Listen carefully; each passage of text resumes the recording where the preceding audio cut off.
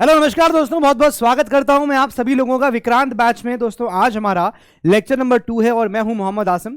Current affairs का दूसरा lecture आज हम लोग शुरू करने जा रहे हैं। पहले वाले लेक्चर को हमने लाइव लिया था for because there was some technical problem हो रही थी जिसकी वजह से मैं उसको रिकॉर्ड नहीं कर पाया था और इसी वजह से हमने उसको लाइव कंडक्ट किया था। आई होप आपने लेक्चर नंबर 1 देख लिया होगा। दोस्तों आज हम लोग लेक्चर नंबर 2 पढ़ने जा रहे हैं। मेरे हिसाब से जैसा कि मैं उम्मीद करता हूं आपने लेक्चर नंबर 1 देख लिया होगा। मेरा तरीके को आप समझ गए होंगे कैसा मैं पढ़ाता हूं। दोस्तों जो जो आपको बता रहा हूं डेफिनेटली एग्जाम में जरूर फंसेगा एंड मैं डेफिनेटली आपको ये कह सकता हूं कि जब आपका एग्जाम होगा तो मैं आपको उसमें से सवाल दिखाऊंगा कि देखो ये कराया था, ये आया था। ठीक है, तो चलिए शुरू करते हैं अपने आज लेक्चर नंबर 2 को, करंट अफेयर्स 2 को। यहां पर हम लोग जो अगस्त का रिमेनिंग पोर्शन बच गया था लेक्चर नंबर 1 में, मैंने आपसे कहा था कि 3 वीक जो है अगस्त के हो गए थे, यानी 21, 22, 23 अगस्त के आसपास का निपट गया था। अब एक हफ्ते का करंट अफेयर्स बचा हुआ था अगस्त का, वो करेंगे हम लोग और आज सितंबर के 2 हफ्ते करेंगे। मतलब आज हम फिर 3 हफ्ते के करंट अफेयर्स यहां पर टेकअप करने वाले हैं। मैं इसी तरह से आपको 3-3 हफ्ते का एक एक क्लास में कवर कराता रहूंगा। शुरू करें हम लोग आज के इस सेशन को, स्टार्ट करते हैं। दोस्तों मेरे क्लास के रूल्स आप लोगों को पता है, मैं हमेशा से यही कहता हूं कि भाई पॉइंट्स को बहुत ही केयरफुली सुनिएगा और उनको नोट डाउन करिए, उनके सिर्फ कीवर्ड्स को आप नोट करिए। ये नहीं कि आप पूरा पूरा करंट अफेयर्स नोट कर रहे हैं। अगर कोई पर्टिकुलर इंसिडेंट हुआ तो उस इंसिडेंट के हेडिंग डालिए, उसके बारे में बुलेट पॉइंट्स नोट करिए। ठीक है, divide the current affairs month wise. आप अपने करंट अफेयर्स को मंथली डिवाइड कर सकते हैं, या तो आप मेरे हिसाब से डिवाइड करते चलिए या तो आप इसको अगस्त, सितंबर, अक्टूबर ऐसे डिवाइड कर सकते हैं। ठीक है, we will cover from 1 August to 1 week of March. हम लोग जो है 1 वीक ऑफ मार्च तक के करंट अफेयर्स पढ़ेंगे। मैं आपको बता देता हूं कि ये जो बैच है विक्रांत, ये वैसे तो खत्म हो जाएगा आपका जनवरी में, राइट। आपको स्टैटिक पोर्शन पूरा करा दिया जाएगा, लेकिन करंट अफेयर्स की क्लास मैं आपकी लेता रहूंगा और मैं आपको मार्च 1 वीक ऑफ मार्च तक कराऊंगा पूरा करंट अफेयर्स। ठीक है, 16 अप्रैल के एग्जाम के लिए जहां तक करंट अफेयर्स आएगा वो मैं आपको पूरा कराऊंगा। This is my wordings to you. Clear है? तो चलिए शुरू करते हैं आज के सेशन को। देखिए दोस्तों, पहले पॉइंट की तरफ हम लोग बढ़ते हैं और जैसे ऐसा बता रहा हूं खाली उतना नोट करिएगा। देखिए क्या यहां पर पूछेगा सवाल, composite indoor shooting range opened at INS Karna. अब आईएनएस कर्ण दोस्तों ये एक शिप का नाम है, इंडियन नेवल शिप कर्ण उसका नाम है। अब इसके अंदर, इस शिप के अंदर एक शूटिंग रेंज खोला गया है जहां पर लोग जो है वो शूटिंग की, नेवल पर्सनल्स जो है वो शूटिंग की प्रैक्टिस कर सकते हैं, निशानेबाजी की प्रैक्टिस कर सकते हैं। इसको बोला जा रहा है कॉम्पोजिट इंडोर शूटिंग रेंज। क्या बोल रहे हैं इसको बोल रहे हैं दोस्तों हम लोग कॉम्पोजिट इंडोर शूटिंग रेंज। तो आपसे पूछेगा कॉम्पोजिट इंडोर शूटिंग रेंज कहां पर खोला गया है, करेक्ट आंसर हो जाएगा आईएनएस कर्ण में। ठीक है ना। अब आईएनएस कर्ण जो है दोस्तों ये फर्स्ट इन दी नेवी है and perhaps the only military unit in the country to set up and use a facility of this kind. इस प्रकार की फैसिलिटी की शिप के ऊपर अगर आप देखोगे, शिप के अंदर इस तरह से कोई फैसिलिटी है जहां पर नेवल पर्सनल्स, जहां पर हमारे फौजी, नेवी के पर्सनल्स वो प्रैक्टिस कर सकते हैं शूटिंग का, ऐसी शायद विश्व में कहीं भी नहीं है। ये फर्स्ट ऑफ इट्स काइंड और डेफिनेटली इंडियन नेवी की तो पहली है ही। तो इस पॉइंट को यहां पर नोट रखिएगा, काफी इंपॉर्टेंट है कि आईएनएस कर्ण जो है वो फर्स्ट है in the navy and perhaps the only military unit in the country जो इस प्रकार की चीजों को इस्तेमाल कर रहा है। क्लियर हो गया? ये बढ़ते हैं हम लोग आगे, moving on to the next. अब देखिए यही आर्टिकल आप देख सकते हैं, ये इंडियन नेवी की ऑफिशियल वेबसाइट पे निकला था। यहां से मैं लेके आ रहा हूं, आपका एग्जाम सीडीएस का है, डिफेंस का पेपर है, ये सवाल आ सकता है। यहां पर भी यही चीज लिखी हुई है, that composite indoor shooting range inaugurated at INS Karna. ये काफी इंपॉर्टेंट सवाल आपका हो जाता है। ठीक है, और यहां पर यही मेंशन है कि भाई ये ऐसा फर्स्ट ऑफ इट्स काइंड है, अपने आप का ये इस तरह का पहला है। क्लियर हो गया? चलिए आगे आते हैं। ये देखिए इस तरह का आप शूटिंग रेंज देख सकते हैं, तस्वीर आपको साफ दिख रही होगी। यहां देखिए, यहां खड़े होके, है ना, इस जगह खड़े होंगे आप, राइट, और यहां पर शूटिंग रेंजेस बनी है। यहां से खड़े होकर आप सामने की तरफ जो यहां पर निशाना होगा उस पर आप फायर करेंगे। बात समझ में आ गया कि नहीं आ गया? क्लियर है? बात समझ में आ गया? देखिए यहां से लोग एंट्री करेंगे इस दरवाजे से, यहां पर आएंगे, इस पोडियम पे खड़े होकर यहां से हिट कर सकते हैं। क्लियर हो गया? चलिए देखिए यहां पर ये प्लेटफॉर्म बना है, इस तरह से यहां बना हुआ है। आगे आते हैं। अब देखिए यहां पर क्या है कि आपको सिर्फ एक न्यूज याद रखनी है, काफी इंपॉर्टेंट थी, हमारे इंडिया का पहला इंडिजिनस एयरक्राफ्ट कैरियर के बारे में। आपको पता होगा कि भारत ने पहला अपना इंडिजिनसली डेवलप्ड एयरक्राफ्ट कैरियर अब लॉन्च कर दिया है और वो अब हमारे सारे ट्रायल्स कंप्लीट कर चुका है और उसका नाम है आईएनएस विक्रांत। क्या नाम है उसका दोस्तों नोट करिएगा, आईएनएस विक्रांत। अब आप हेडिंग डाल लीजिए आईएनएस विक्रांत और इसके बारे में सारे बुलेट पॉइंट्स नोट करना स्टार्ट कर दीजिए। पहला बुलेट पॉइंट है दोस्तों कि भारत का पहला इंडिजिनसली बनाया गया ये एयरक्राफ्ट कैरियर है। नोट कर लीजिएगा, इंडिया का फर्स्ट इंडिजिनस एयरक्राफ्ट कैरियर है। वेरी वेरी इंपॉर्टेंट, सारी एयरक्राफ्ट नहीं है, ध्यान रखिएगा, सिर्फ एयरक्राफ्ट लिख देंगे तो गलत हो जाएगा। ये एयरक्राफ्ट कैरियर है, यानी कि समुद्र में जब हमारी शिप्स जाती हैं तो उन शिप के ऊपर हम एयरक्राफ्ट यानी कि हवाई जहाज को रख सकते हैं। ठीक है, कभी नेवीज हमारी फाइट कर रही है तो नेवीज को मान लो बीच समुद्र में कभी जरूरत पड़ गई एयरक्राफ्ट की, क्योंकि हवाई फायरिंग भी कर दे, तो इस वजह से ये एयरक्राफ्ट कैरियर होता है। अभी तक भारत के पास जो एयरक्राफ्ट कैरियर था वो था आईएनएस विक्रमादित्य, ठीक है, जो कि रशिया के द्वारा बनाया गया था। अब दोस्तों होता क्या है कि अगर हमारे कोई भी ऐसे हथियार फॉरेन कंट्री के द्वारा बनाए जाएंगे तो फॉरेन कंट्री को हमारी सिक्योरिटी, हमारी जो ताकत है उसके बारे में पता रहेगा। इसलिए भारत अब सब कुछ छोड़कर आत्मनिर्भर भारत की बात कर रहा है। डिफेंस की फील्ड में भी हम लोग खुद अपने आप चीजों को प्रोड्यूस करें, ऐसी बात यहां पर पिच करी गई है या करी जा रही है। यहाँ पर इस पर काफी ज्यादा काम भी अब हो गया है। इसी को देखते हुए भारत का पहला इंडिजिनस एयरक्राफ्ट कैरियर बनाया गया है, जिसको हम लोग आईएनएस विक्रांत का नाम दे रहे हैं। इसको 2 सितंबर 2022 को अभी हमारे इंडियन नेवी में जोड़ दिया गया था। क्लियर है? ये देखिए, PM Modi to commission what country's first indigenous aircraft carrier INS Vikrant. और ये कहां पर हुआ है, कहां हुआ है, नोट करिएगा, कोचीन शिपयार्ड लिमिटेड में हुआ है। ये भी बहुत इंपॉर्टेंट है, आपसे पूछ सकता है कहां पर हुआ है। मजगांव डॉक लिमिटेड में हुआ है, कोचीन शिपयार्ड लिमिटेड में हुआ है, garden reach and ship builders limited में हुआ है, जीआरएससी इसको बोलते हैं।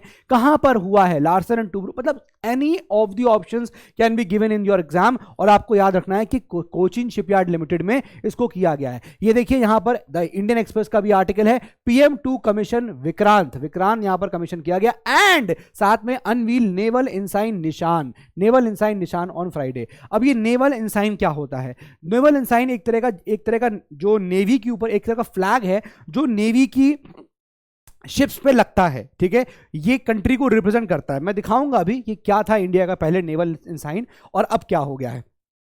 ठीक है, एनडीटीवी का भी आर्टिकल है, live INS Vikrant first indigenously built aircraft carrier to be commission today. तो बहुत सारी आर्टिकल्स उस वक्त आए थे इस आईएनएस विक्रांत को लेकर। चलिए कुछ बातें मैं आपको इसके बारे में डिटेल से और बताता हूं। कभी आपसे एसएसबी के अंदर इससे रिलेटेड सवाल आ गया तो आप कैसे इसके बारे में जानकारी रखेंगे। काफी इंपॉर्टेंट चीजें इसके अंदर एड ऑन हैं। ठीक है, अब देखिए पहले समझते हैं कि एयरक्राफ्ट कैरियर होता क्या है। सर देखो, एयरक्राफ्ट कैरियर क्या होता है? ये एक शिप होती है जो एक्चुअली मिलिट्री एयरक्राफ्ट को कैरी कर सकता है ना। और हम कह सकते हैं इसका एक फ्लीट जो शिप होती है बहुत लंबी होती है। लंबी क्यों होती है? ताकि एयरक्राफ्ट उस पर लैंड कर सके और थोड़ी दूर रन कर सके, और अगर टेक ऑफ करना है तो थोड़ा डिस्टेंस रन करके उसके ऊपर से टेक ऑफ कर सके। ये इसलिए लंबी सी फ्लीट होती है जिसपे हम प्लेन को, एयरक्राफ्ट को टेक ऑफ या फिर इसको लैंड कर सकते हैं। क्लियर है? A ship that carries aircraft carrier that has a long flat area where they can take off and land. तो देखिए ऐसे यहां लैंड कर जाएंगे और कभी टेक ऑफ करना है तो ये ऐसे जाके ऐसे ऊपर निकल जाएंगे। ठीक है, ये पोर्शन आप आगे देख रहे हो ना, हल्का सा ऐसे उठा हुआ पोर्शन है, हल्का ये उठा हुआ पोर्शन है।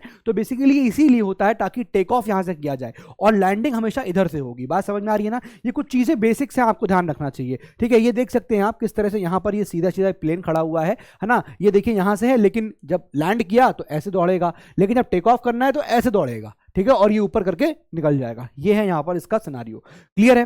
तो अब इसको यहां पर पहले देखिए डिजाइन किसने किया। अगर आपसे डिजाइन पूछेगा, अगर बिल्ड किसने किया है तो कोचीन शिपयार्ड लिमिटेड, लेकिन डिजाइन किसने किया है तो वॉरशिप डिजाइन ब्यूरो ने किया है। ये आपको हमेशा याद रखना है कि वॉरशिप डिजाइन ब्यूरो ये वो ब्यूरो है जो शिप्स को डिजाइन करता है हमारे यहाँ। ठीक है, तो ये नाम आपके लिए इंपॉर्टेंट हो जाता है, वॉरशिप डिजाइन ब्यूरो। ये ज्यादातर आपको डिजाइनिंग्स में मिलेगा। ठीक है, लेकिन इसको बिल्ड किसने किया है? कोचीन शिपयार्ड लिमिटेड ने इसको बिल्ड किया है। तो दोनों चीजों में ध्यान रखिएगा, बिल्डिंग किसने करी है? कोचीन शिपयार्ड ने, और डिजाइन किसने किया है? वॉरशिप डिजाइन ब्यूरो ने किया है, जिसको हिंदी में हम लोग युद्धपात डिजाइन ब्यूरो कहते हैं, युद्धपोत। ठीक है ना, वॉरशिप मतलब क्या होगा? युद्ध में लड़ने वाली पोत, वेसल्स। ठीक है ना, क्या बोल रहे हैं इसको नोट कर सकते हैं अगर आपको करना है। वॉरशिप को क्या बोल रहे हैं हम लोग? युद्धपोत कह रहे हैं। ठीक है, जिसको अगर मान लो थोड़ी बहुत दिक्कत है इंग्लिश में तो युद्धपोत यहां पर नोट कर सकते हैं आप। तो युद्ध में जो पोत यानी वेसल्स का इस्तेमाल होता है उसकी बात यहां पर करी जा रही है। क्लियर है?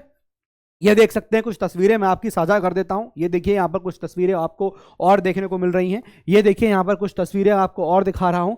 ये देखिए नाउ, अब हमारे पास इस तरह के पहले 2 एयरक्राफ्ट कैरियर थे, लेकिन जैसे मैंने बताया वो क्या थे? India's 2 earlier carriers. कौन कौन से थे? जैसे आपको दिख रहा है यहां पर, एक सर था आईएनएस विक्रांत, जिसको INS Vikrant and the INS Virat, ठीक है। अब ये जो INS Vikrant and INS Virat है, ये एक्चुअली पहले के टाइम में जो HMS Hercules and HMS Hermes चलते थे उसी का ये नाम रखा गया था। मतलब एक्चुअली कोई वो हमारे इंडिया के नहीं थे, मतलब इंडिया को ऐसा बनाए हुए नहीं थे। तो ये जो HMS हरक्यूलिस है, ठीक है, ओरिजिनली ब्रिटिश ने इसको बनाया था और बाद में इसी का नाम यहाँ पर ये रखा गया था। और HMS हर्म्स, ये इन दोनों की बात करेंगे तो ये ऐसे था। तो India's two earlier carriers INS Vikrant and the INS Viraat were originally British built, ये ब्रिटिश के द्वारा बनाए गए थे, तब उसका नाम HMS हर्म्स और HMS हरक्यूलिस था, ठीक है। इन दोनों वॉरशिप्स को 1961 में INS हरक्यूलिस को रखा गया, इंडक्ट किया गया था, और 1987 में इस वॉरशिप को INS हर्म्स को यहां पर कमीशन किया गया था। क्लियर है? इन दोनों बातों को याद रखिएगा।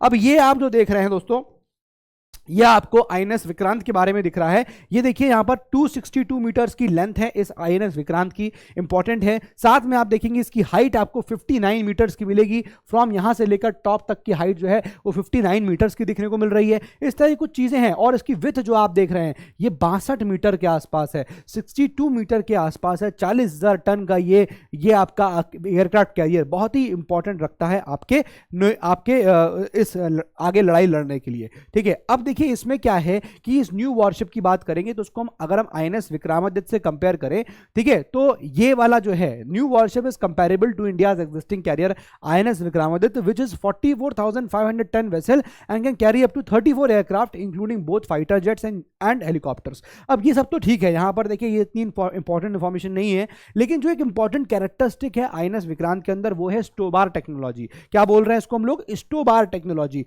What is STOBAR? स्टोबार का मतलब होता है, एस से होता है short take off but arrested recovery. क्या मतलब हो गया? शॉर्ट टेक ऑफ, एस से हो गया शॉर्ट, टी से हो गया टेक, ओ से हो गया off, short take off, B से हो गया बट, ए से हो गया अरेस्टेड और आर से हो गया रिकवरी। तो short take off but arrested recovery, इसका मतलब क्या हुआ? मतलब छोटे से समय में टेक ऑफ कर ले जाएगा, छोटे से रन के साथ ही टेक ऑफ कर लेगा, इसलिए लिखा हुआ है शॉर्ट टेक ऑफ, लेकिन बट अरेस्टेड रिकवरी। अब अरेस्टेड रिकवरी का मतलब क्या है, इसको जरा मैं आपको यहां पर समझा देता हूं। देखिए जरा, जब ये टेक ऑफ कर रहा है दोस्तों, कुछ इस तरह से यहां पर टेक ऑफ कर गया, कोई दिक्कत वाली बात ही नहीं है ना। ये हो गया शॉर्ट टेक ऑफ के बारे में। लेकिन जब इसको लैंड करना है तो आप यहां देख सकते हैं दोस्तों किस तरह से यहां पर ये जब लैंड किया है ना, ये लैंड किया तो यहां पर देखिए ये ऐसे वायर लगे हुए हैं, है ना, ये आपको वायर देखने को मिल रहा है। अब ये जो प्लेन है इसमें यहां पर ऐसे दो विंग्स लगे होते हैं, पिन लगी होती है, जो पिन इन तारों में फंस जाती है। कैसे फंसती है, जरा ये देखिए चित्र, आप ये देख रहे हैं यहां पर कैसे प्लेन से ये चीजें निकली, ये प्लेन की चीजें आपको देखने को मिल रही हैं, ठीक है।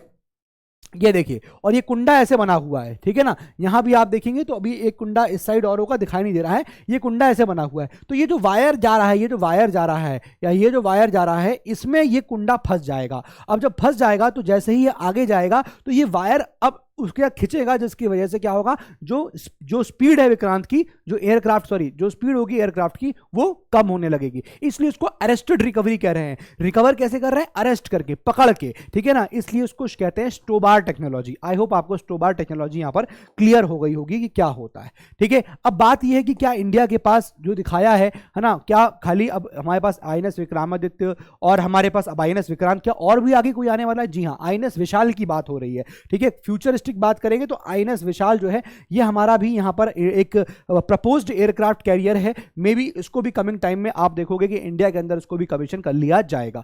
आगे बढ़ते हैं दोस्तों। अब देखिए यहां पर एक और न्यूज थी, मैं आपको बता ही रहा था कि PM2 कमीशन, व्हाट, विक्रांत के अंदर तो कमीशन हो ही गया, बता दिया मैंने आपको। अब एक इसी के साथ, इसी न्यूज के साथ ही PM साहब ने नेवल एनसाइन को भी अनवील किया था, जिसको बोलते हैं निशान। क्या नाम रखा गया नेवल एनसाइन? नेवी का फ्लैग क्या है? निशान है। अब ये कैसा होता है? What are naval flags? देखो दोस्तों यहां पर साफ साफ लिखा हुआ है कि जो नेवल एनसाइंस होते हैं ये फ्लैग्स होते हैं। किसके होते हैं? नेवल शिप्स के फ्लैग्स होते हैं, जो बेसिकली आपके कंट्री को एक तरह से रिप्रेजेंट कर रहे होते हैं, ठीक है, जो डिनोट करते हैं नेशनैलिटी को, ठीक है। यही चीज आप यहां पर देख सकते हैं। Naval ensigns are flags that naval ships और formations bear to denote the nationality को दिखाने के लिए ये चीज करी जाती है। अब करंट जो इंडिया का, अभी तक जो करंट इंडिया का नेवल एनसाइन था वो क्या था? Saint George Cross. अभी तक क्या था? सेंट जॉर्ज क्रॉस था, जिसमें एक रेड क्रॉस था विद वाइट बैकग्राउंड था और उसमें एक रेड क्रॉस था और ट्राई कलर जो है in one of its corners होता था। इस तरह का कुछ आपको देखने को मिलता था अर्लियर। मतलब पहले क्या होता था ये रेड कलर का ऐसा फ्लैग होता था, मतलब नेवल स्ट्राइप पे लगा था, इस तरह का रेड बाउंड्री होती थी, व्हाइट बैकग्राउंड है, उस पर रेड कलर का ये ऐसे स्ट्रिप्स होते थे और एक कॉर्नर में इंडिया का फ्लैग होता था। लेकिन अब क्या हो गया है, अब देखिए आप, ये जो रेड स्ट्रिप्स हैं ये खत्म हो गई हैं और इंडिया का फ्लैग वहीं का वहीं है, लेकिन इस साइड आपको दिख रहा है कि ये चीज यहां पर देखिए यहां लगा दी गई है।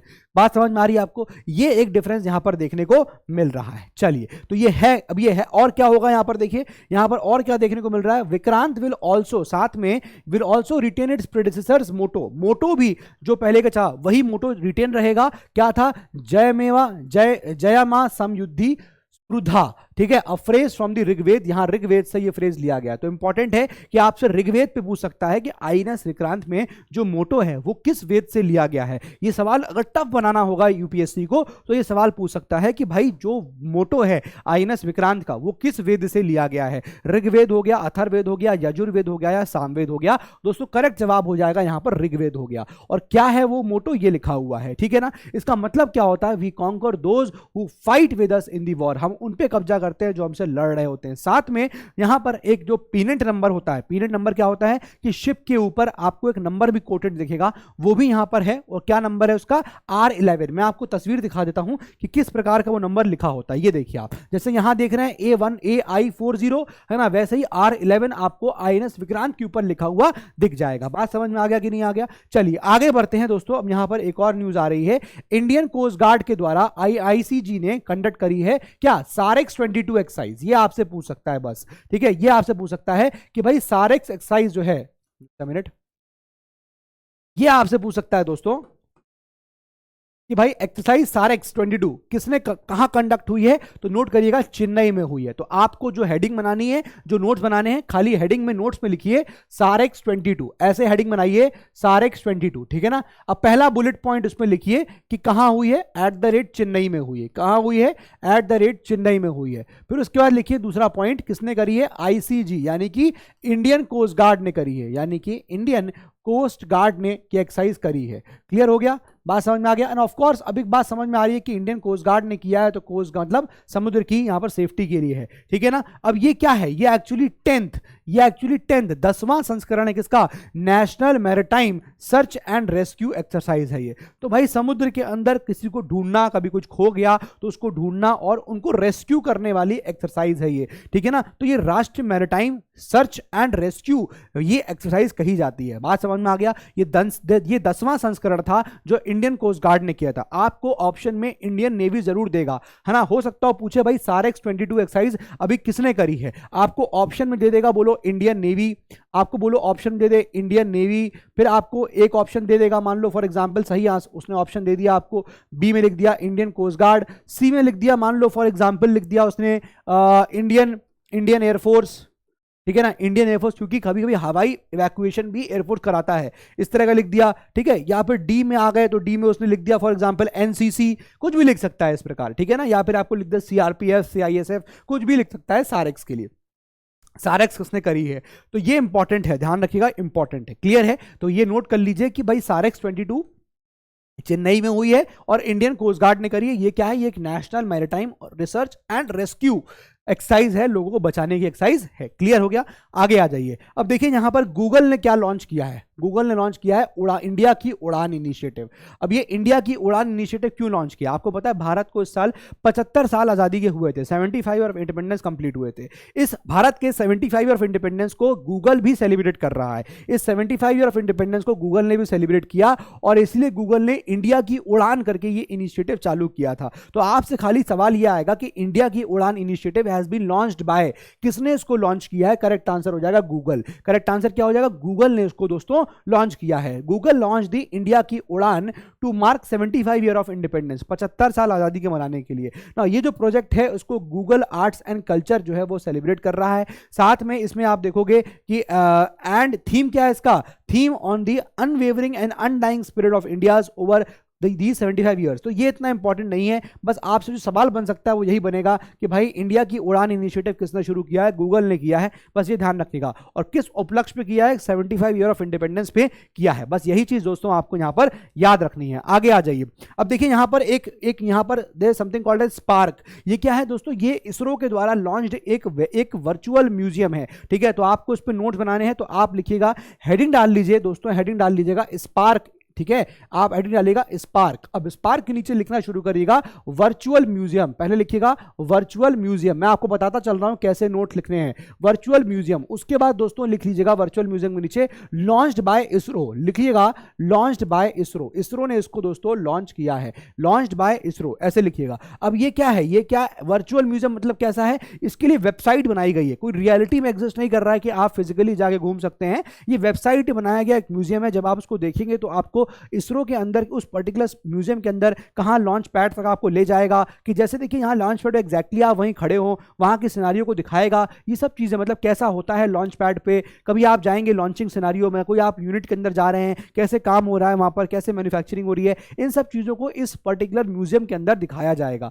ठीक है ना। तो launching of ISRO, launching of ISRO's virtual space museum, ठीक है, नोट करिएगा, नोट करिएगा, launching of ISRO's, launching of ISRO's virtual space museum. नाम क्या रखा गया उसका? स्पेस पार्क नाम रखा गया है। ऑफ कोर्स भारत जो है इस साल आजादी का अमृत महोत्सव मना रहा है, 75 साल आजादी के हुए हैं, उसी के उपलक्ष्य पे यहां पर ये पर्टिकुलर म्यूजियम भी अपनी यहां पर छाप छोड़ के जा रहा है, ठीक है ना। तो ये चीज यहां इंपॉर्टेंट है, आई होप इसको आपको समझ में आ गया होगा। एंड ऑफ कोर्स इसको लॉन्च किसने किया है? Launch by the secretary department of state, chairman ISRO, ठीक है ना। और अगर मैं आपसे पूछूं इसरो के चेयरमैन कौन है, तो मुझे इसका आंसर कमेंट बॉक्स में बताइएगा।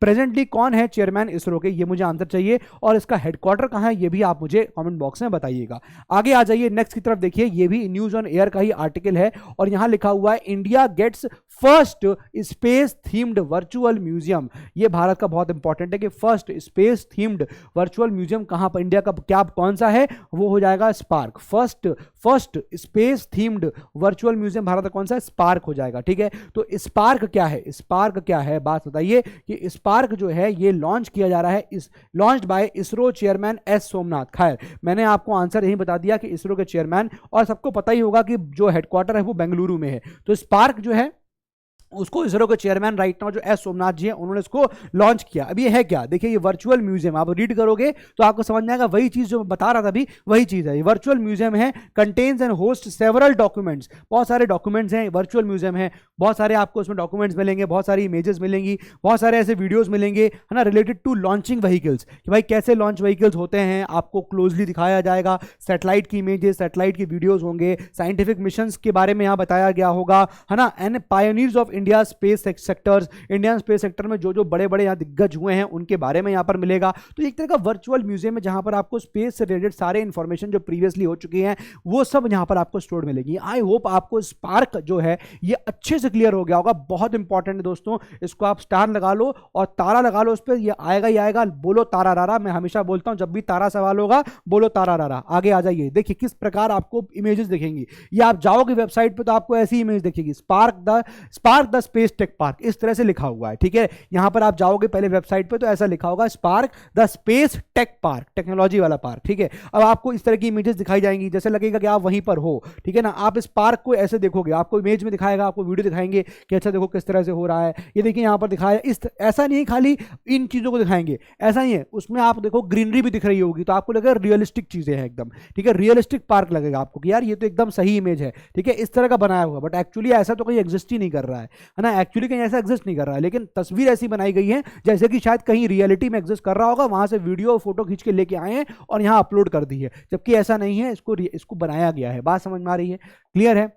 अब आगे आते हैं, देखिए भारत ने पहली 3D प्रिंटेड ह्यूमन कॉर्निया, आपको पता है आंख के अंदर कॉर्निया होती है ना, आइरिस होती है ना, आपको रेटिना, ये सब चीजें होती हैं। तो बेसिकली यहां पर ह्यूमन डेवलप्ड कॉर्निया की बात यहां पर हो रही है, ठीक है ना। India's first 3D printed human cornea, Bharat की first, India's first 3D printed human cornea develop करिए किसने? CCMB, that is centre for क्या, आपकी मॉलिक्यूलर बायोलॉजी जो होती होती है, ठीक है ना।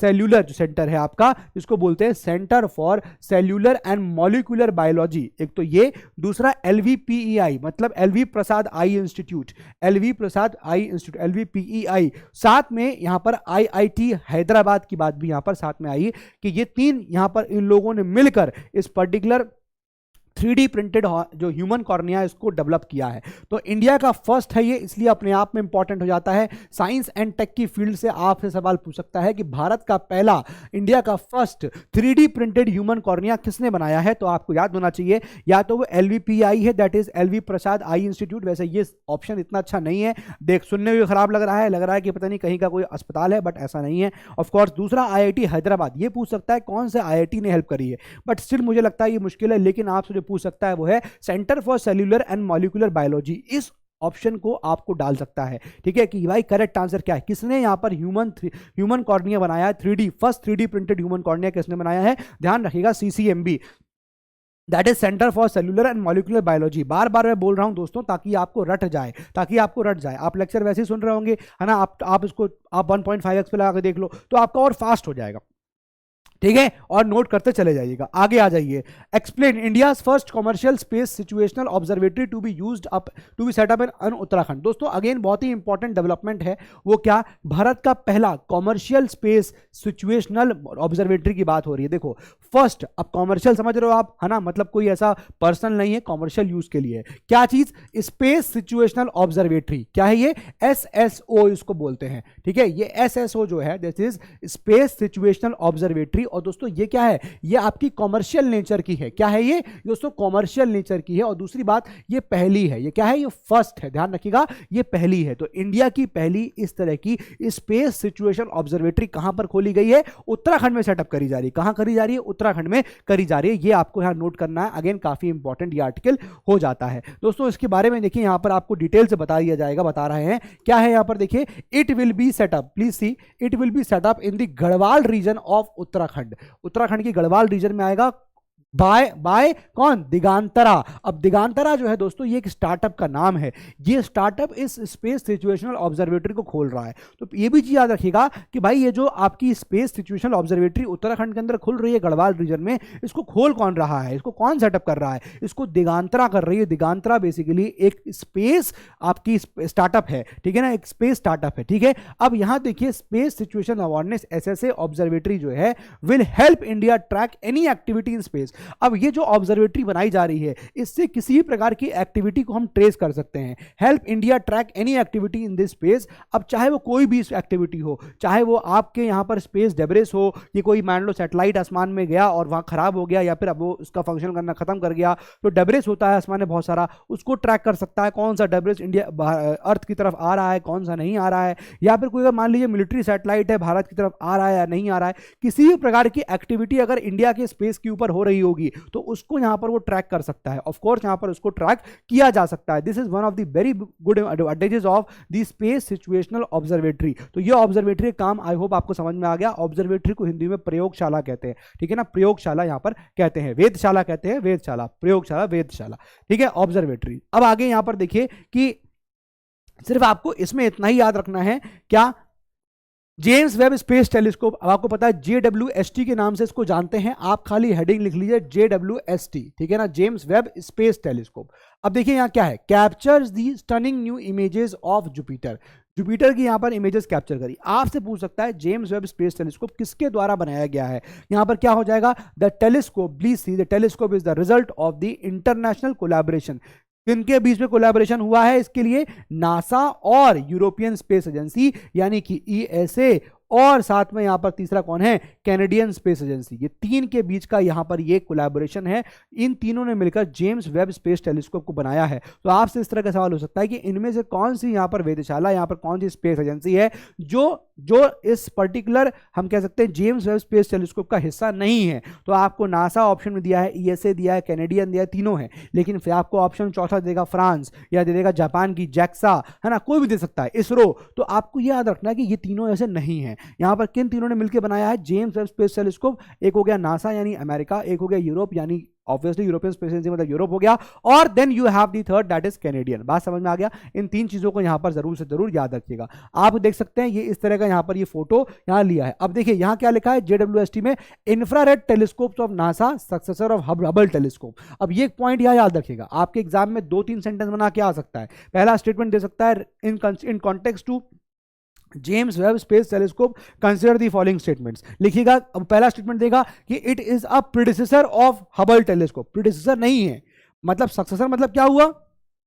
सक्सेसर का मतलब क्या हुआ कि भैया पहले हबल टेलीस्कोप इस्तेमाल होते थे, पहले हबल टेलीस्कोप इस्तेमाल होते थे। अभी ऐसा नहीं है कि हबल टेलीस्कोप इस्तेमाल करना बंद कर देंगे, हबल टेलीस्कोप अभी चलता रहेगा, धीमे धीमे फेज आउट होगा, लेकिन अब मेजॉरिटी वर्क जो है वो जेम्स वेब स्पेस टेलीस्कोप करने लग जाएगा। ठीक है, तो एक तो पॉइंट याद रखिएगा कि ये इसका सक्सेसर है, इस तरह से है, सक्सेसर है मतलब जो बाद में आया है, प्रीडिसेसर नहीं है। ऐसा नहीं कि पहले JWST था बाद में हबल आ गया, ध्यान रखिएगा, प्रीडिसेसर नहीं है, इट्स अ सक्सेसर। ठीक है, फिर उसके बाद इसमें कौन कौन ये जो है ये किसका है? इसमें नासा इन्वॉल्व है, प्लस इसमें ESA इन्वॉल्व है, यूरोपियन स्पेस एजेंसी, प्लस इसमें कैनेडियन स्पेस एजेंसी भी इसमें इन्वॉल्व है, कैनेडियन स्पेस एजेंसी भी इसमें इन्वॉल्व है। क्लियर है बात क्लियर आ रही है कि नहीं आ रही है? ये आपको इतना यहां पर याद रखना पड़ेगा। आगे आ जाइए, देखिए बुक, हमें यहाँ कुछ बुक्स आई हैं, बुक्स एंड ऑथर्स है, कुछ जल्दी जल्दी बुक्स एंड ऑथर्स लिख लीजिए, काफी इंपॉर्टेंट है, जो आपके एग्जाम में पूछ सकता है। देखिए जैसे किताब का नाम है डेंजरस अर्थ, ठीक है, किताब का नाम क्या है? डेंजरस अर्थ। अब इसके यहाँ पर आप ऑथर लिख लीजिए एलन प्रैगर,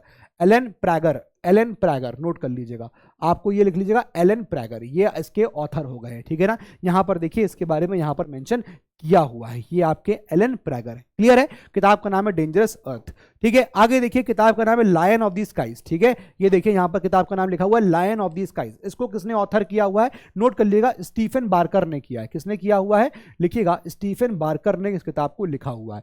बुक्स एंड ऑथर्स में दोस्तों आपसे पूछ सकता है, करंट की रिसेंट बुक्स हैं, यहाँ देखिए ये लिखा हुआ है स्टीफन बार्कर, ठीक है ना, और किताब का नाम देखिए लिखा हुआ है लायन ऑफ द स्काइज। ठीक है, तो यहाँ पर जो है हार्दिक सिंह की कहानी है। हार्दिक सिंह मलिक जो बेसिकली हमारे रॉयल एयरफोर्स में थे, और इन्होंने जिस बेहतरीन तरीके से यहाँ छक्के छुड़ाए थे दुश्मनों के, उसको लेकर यहाँ पर ये बात करी गई है। Hardik was a courageous Sikh, westernized in thought but deep rooted Indian philosophy, a proud patriot who fought constantly for the dignity of Indians, जो भारत के डिग्निटी के लिए लड़ते रहे थे। क्लियर है? इस किताब का ऑथर का नाम भी याद रखिएगा। एक किताब और है जिसका नाम क्या है? किताब का नाम है रस्टी, किताब का नाम नोट करिएगा, किताब का नाम है Rusky skies and golden winds, ये किताब का नाम है। ठीक है, अब इसके ऑथर कौन है? इसकी ऑथर लिखिएगा सनिध्या, इसकी ऑथर लिखिएगा सनिध्या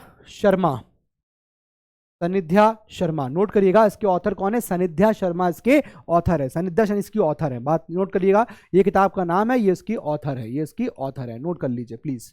क्लियर है? आगे आ जाइए नेक्स्ट। अब देखो एक किताब और है जिसका नाम है an economic history of independent India, ये किताब किसने लिखी हुई है? ये किताब लिखी है पुलपरे बालाकृष्णा ने इस किताब को लिखा हुआ है। वेरी वेरी इंपॉर्टेंट है, इसको मार्क कर लीजिए, काफी इंपॉर्टेंट है। यस प्लीज, ऑथर कौन है? पुलपरे बालाकृष्णा इसके ऑथर है, बस आपको यही नोट करना है। ठीक है, ये किताब आपको दिख रही है, India's economy from Nehru to Modi, किताब किसने लिखी है? पुलपरे बालाकृष्णा ने लिखी हुई है। किताब का नाम है economic history of independent India. ठीक है, ये सब कुछ रिसेंट किताबें हैं जो आपके एग्जामिनेशन के हिसाब से इंपॉर्टेंट हो जाती हैं। अब देखिए यहाँ पर एक किताब और है, और किताब का नाम क्या है? Free fall. क्या नाम है किताब का? Free fall is the book name, right, note कर लीजिए, ये नोट कर लीजिए, फ्री फॉल। अब ये किताब किसकी है? ये किताब है डांसर मलिक साराभाई की है। ठीक है ना, ये देखिए यहाँ पर लिखा हुआ है, प्लीज सी, ये देखिए, my experiments with living in free fall, और ये लिखी हुई है मलिक साराभाई ने, नोट कर लीजिएगा, इसको लिखा हुआ है मलिक साराभाई ने, नोट करिएगा। ठीक है, ये दोस्तों इतना ही, ऐसा आपको डायरेक्टली करंट अफेयर्स यहाँ पर पूछे भी जाते हैं तो आपको ऐसा नोट भी करते जाइए, काफी इंपॉर्टेंट है आपके एग्जाम पर्सपेक्टिव से। आगे आइए, अब देखिए एक किताब और है, उस किताब का नाम देख लीजिए पहले तो। किताब का नाम है, देखिए यहाँ पर दोस्तों, the hero of tiger hill. ये परमवीर चक्र विजेता, यंगेस्ट परमवीर चक्र जो हमारे अवार्डी थे, ठीक है, उनके ऊपर है, या फिर योगेंद्र सिंह यादव के ऊपर ये किताब, कैप्टन योगेंद्र सिंह यादव के ऊपर है। ठीक है ना, तो देखिए कैप्टन योगेंद्र सिंह यादव के ऊपर ये किताब है, यहाँ देख सकते हैं। ठीक है, और ये इनकी ऑटोबायोग्राफी है, दिस इज एन ऑटोबायोग्राफी। ठीक है ना, ऑटोबायोग्राफी है ऑफ परमवीर चक्र। ये ध्यान रखिएगा, he was the youngest Paramvir Chakra awardee and at the age of 19 from his actions in the 1999 Kargil war. Very very important, youngest Paramvir Chakra awardee कौन है? यंगेस्ट परमवीर चक्र अवॉर्डी कौन है? योगेंद्र सिंह यादव, कैप्टन योगेंद्र सिंह यादव। इनके ऊपर किताब आई है the hero of tiger hill, the hero of the tiger hill. ये आपको नोट रखना है। क्लियर है? चलिए आगे बढ़ते हैं दोस्तों नेक्स्ट क्वेश्चन की तरफ। RPF undertakes a month long pan India drive under operation यात्री। अब देखो दोस्तों, एक ऑपरेशन यहां लॉन्च किया गया, इसको बोलते हैं ऑपरेशन यात्री सुरक्षा। ऑपरेशन का नाम क्या है? ऑपरेशन यात्री सुरक्षा। अब इसको आरपीएफ ने अंडरटेक किया है, यानी कि रेलवे प्रोटेक्शन फोर्स ने अंडरटेक किया है। नोट करिएगा, इसको रेलवे प्रोटेक्शन फोर्स ने अंडरटेक किया हुआ है। रेलवे प्रोटेक्शन फोर्स ने दोस्तों उसको अंडरटेक किया है, यानी इसको शॉर्ट में हम लोग आरपीएफ कहते हैं। तो आपसे एक सवाल आएगा एग्जाम में कि ऑपरेशन यात्री सुरक्षा किसके द्वारा लॉन्च किया गया है? ऑपरेशन यात्री सुरक्षा किसके द्वारा? अब आपको यात्री में समझ में नहीं आएगा किसके द्वारा है, क्या ये एयरपोर्ट का है, क्या ये बस स्टैंड वालों का है, क्या ये रेलवेज का है, किसका है? ठीक है, तो ऑपरेशन यात्री सुरक्षा किसके द्वारा लॉन्च किया गया? रेलवे पुलिस फोर्स के द्वारा लॉन्च किया गया। ये पर्टिकुलर मंथ लॉन्ग ड्राइव है। ठीक है ना? चलिए आगे आ जाते हैं, नेक्स्ट की तरफ बढ़ते हैं। India's railway conducts test run of its longest freight train. अब देखिए, भारत की लॉन्गेस्ट फ्रेट ट्रेन की बात हो रही है। क्या नाम है उसका? नोट करिएगा, वासुकी। क्या नाम है उसका? सुपर वासुकी। भारत की लॉन्गेस्ट फ्रेट ट्रेन की बात करेंगे तो लिखिएगा सुपर वासुकी इसका नाम है। क्या नाम है? सुपर वासुकी। नोट कर लीजिएगा। ठीक है, बार बार बोलता हूं, रिपीट करता हूं ताकि आपको याद हो जाए। इंडियन रेलवेज, मेरे साथ साथ बोलते जाइए, मेरे साथ साथ लिखते जाइए। इंडियन रेलवेज ने कंडक्ट किया है क्या? इंडियन रेलवेज ने कंडक्ट किया है मंथ लॉन्ग, सॉरी यहां पर इंडिया की लॉन्गेस्ट फ्रेट ट्रेन, इंडिया की लॉन्गेस्ट फ्रेट ट्रेन के बारे में। और वो कौन है? वो क्या है? वो है आपकी सुपर वासुकी। वो है आपकी सुपर वासुकी। बात समझ में आ रहा है कि नहीं आ रहा है? सुपर वासुकी। बात समझ में आ रहा है कि नहीं आ रहा है? चलिए आगे बढ़ते हैं। देखिए, गवर्नमेंट ने यहां पर क्या किया है कि मिथिला मखाना को जीआई टैग दिया है। ठीक है ना? जीआई टैग दिया है। ये आप देख रहे हैं मखाना है, ये मिथिला के मखाना है।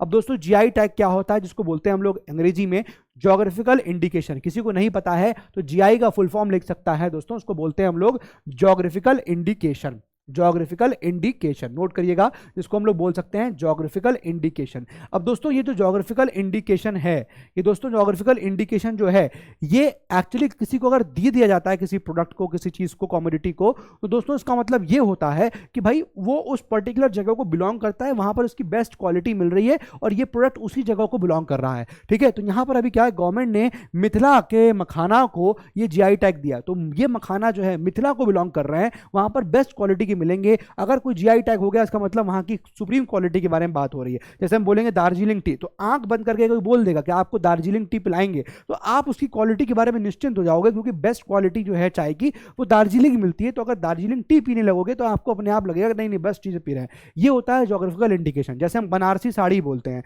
तो बनारसी साड़ी क्या हो गया, बनारस के ही यहाँ पर ओरिजिनेट होती है ना, इसलिए उसको बनारसी साड़ी, तो वहाँ का जीआई टैग है। तो कहीं बोल दे, दिखाएगा, अगर देखिए बनारसी साड़ी दिखा रहे हैं आपको, कपड़ा फेंका, देखिए बनारसी सूट है, तो आप समझ जाओगे बनारसी का मतलब क्या हो गया, बनारस से हो गया, वाराणसी से हो गया, वहीं से इसका ओरिजिनेट हुआ है। तो आप समझ जाओगे वहाँ का ही सिनारियो है। बात समझ में आ गया? तो ये जो जीआई टैग है मिथिला मखाना को, ये फार्मर्स के फार्मर के प्रॉफिट के लिए दिया गया है। अब देखिए, वेदर वुमेन ऑफ इंडिया किसको कहा जाता है? उनके अभी रिसेंटली यहाँ पर क्या हुआ है, हु वाज अन्ना मणि, उनका नाम क्या था, अन्ना मणि, और इनको वेदर वुमेन ऑफ इंडिया कहा जाता था। वेरी वेरी इंपॉर्टेंट, नोट करिएगा, वेदर वुमेन ऑफ इंडिया किसको कहा जाता था, अन्ना मणि को कहा जाता था। वेदर वुमेन ऑफ इंडिया किसको कहा जाता है, अन्ना मणि को कहा जाता है। नोट करिएगा, अन्ना मणि को वेदर वुमेन ऑफ इंडिया कहा जाता है। बात समझ में आ गई कि नहीं आ गई? वेदर वुमेन ऑफ इंडिया किसको कहा जाता है, अन्ना मणि को कहा जाता है। मैं आपको देखिए इनकी तस्वीर दिखा देता हूं, ये है अन्ना मणि, ये है अन्ना मणि, ठीक है, और ये आपकी वेदर वुमेन ऑफ इंडिया है, वेदर वुमेन ऑफ इंडिया। बात क्लियर हो गया दोस्तों? बात क्लियर हो गया? नोट कर लीजिएगा इसको। आगे बढ़ते हैं। अब देखिए यहां पर, India is on track to have 1.8 lakh kilometres of highways. अब भारत में 1.8 लाख किलोमीटर हाईवे, डेटा आपके लिए इंपॉर्टेंट है, एग्जाम में आ सकता है, और 1.2 lakh kilometres of rail lines by 2025। ये डेटा इंपॉर्टेंट है, क्योंकि ये डेटा जो है ये bank of America securities India की रिपोर्ट है। ये इंपॉर्टेंट हो जाता है, क्योंकि देखिए ये रिपोर्ट किसकी है, ये रिपोर्ट आपको पता चल रही है, this report is of bank of America securities India. अब इनकी रिपोर्ट के हिसाब से, इनकी जारी गई रिपोर्ट के हिसाब से भारत में 1.8 लाख किलोमीटर की हाईवेज हो जाएंगे 2025 तक, और इसी टाइम पीरियड में 2025 तक ही 1.2 लाख किलोमीटर के रेलवेज होंगे। ये डेटा यहाँ पर इंपॉर्टेंट है, डेटा बहुत इंपॉर्टेंट है, ध्यान रखिएगा। कभी आपके एसएसबी के लिए भी बहुत इंपॉर्टेंट हो जाएगा कि भारत का इंफ्रास्ट्रक्चर के ऊपर कभी आपसे बात करने लग गए इंफ्रास्ट्रक्चर के ऊपर, तो ये इंफ्रास्ट्रक्चर आपको कभी आप ये डेटा वहां पर पुट फॉरवर्ड कर सकते हो कि 2025 तक रिपोर्ट ये कहती है कि भारत में 1.8 लाख किलोमीटर की रेलवेज की हाईवेज होंगे और 1.2 लाख किलोमीटर की रेलवेज होंगी। बात समझ में आ गया? इकोनॉमिक टाइम्स का ये आर्टिकल था। आगे देखिए, अब यहां पर वर्ल्ड का लार्जेस्ट टेंपल कहां बनाया गया है, नोट करिएगा। वर्ल्ड का लार्जेस्ट टेंपल की बात यहां पर हो रही है, नोट कर लीजिए प्लीज।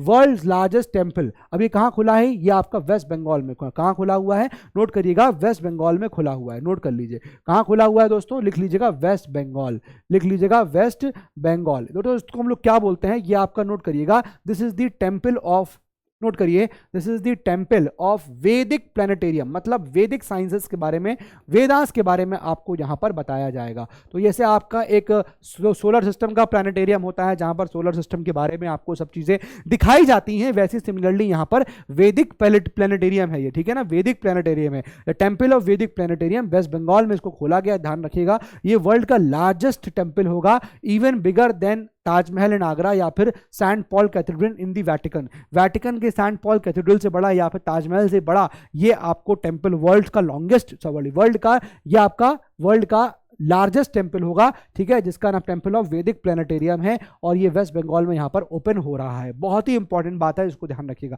खाली इतना ही सवाल इसमें आ सकता है। आगे देखिए, अब यहां पर इंडिया के जो स्टार ओलंपिक फुटबॉल प्लेयर थे, क्या नाम था उनका? उनकी डेथ हुई है, इनका नाम था समर बद्रू बैनर्जी। अब इनकी डेथ हुई है, ऑब्वियसली से पूछ सकता है, ये नाम इंपॉर्टेंट है दोस्तों, नोट करिएगा, समर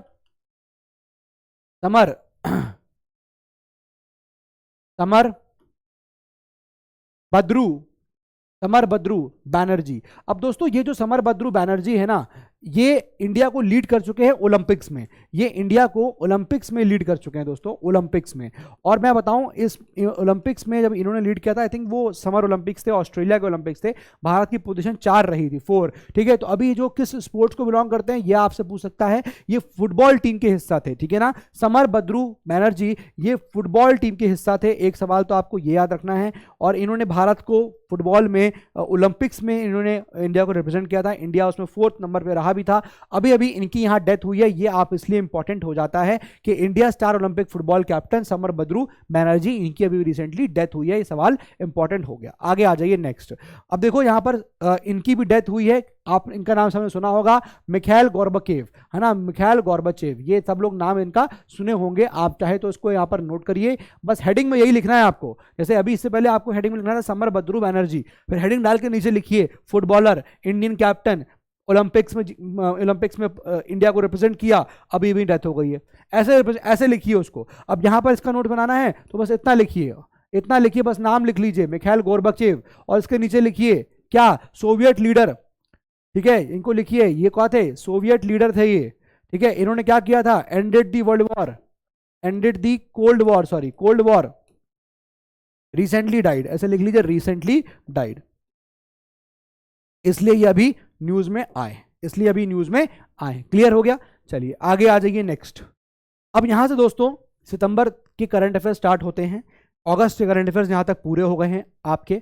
अब यहाँ से we are starting the September current affairs, और अब 2 हफ्ते के करंट अफेयर्स लेंगे, यानी 1 हफ्ते का current affairs of September is now over. अब मैं आपको सितंबर के 2 हफ्ते के करंट अफेयर्स यहाँ पर टेकअप करने जा रहा हूँ, तो चलिए स्टार्ट करते हैं। देखिए दोस्तों, पहला यहाँ पर पॉइंट आ रहा है क्या, दादा साहब फाल्के अवार्ड के बारे में।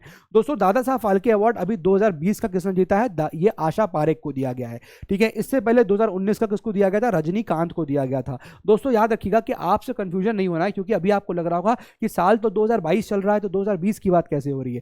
जी हाँ, कोविड-19 की वजह से चीजें बहुत डिले हो गई थी, और अभी जो 2000 ये अवार्ड है 2020 का ये अनाउंस किया गया है, इसको 2022 में दिया गया है, ठीक है ना। इससे पहले 2021 में ही आपको पता है, या फिर 2022 के स्टार्टिंग में, अभी तो एंड हो रहा है, तो आशा पारेख को दिया गया, इसके स्टार्टिंग में ही रजनीकांत को दिया गया था, ठीक है ना। 2021 का 2019 का जो है दादा साहब फाल्के, वो रजनीकांत को दिया गया। तो ये कंफ्यूजन नहीं पालना है आपको, 2020 का पूछेगा तो आशा पारेख हो गया, 2019 का पूछेगा तो आपसे हो गया रजनीकांत। यही चीज आपको यहां पर नोट करनी है। ये देखिए इंडियन एक्सप्रेस का आर्टिकल है, Asha Parekh to be honoured with कौन सा, दादा साहब फाल्के अवार्ड 2020। ध्यान रखिएगा, वेरी वेरी इकोनॉमिक इंपॉर्टेंट है। और यहां पर मैंने इस चीज को वैसे जानबूझ के लिख दिया है कि रजनीकांत को दादा साहब फाल्के अवार्ड जो है वो 2019 का दिया गया था एंड इनको अवार्ड किया गया था जाके 2021 में।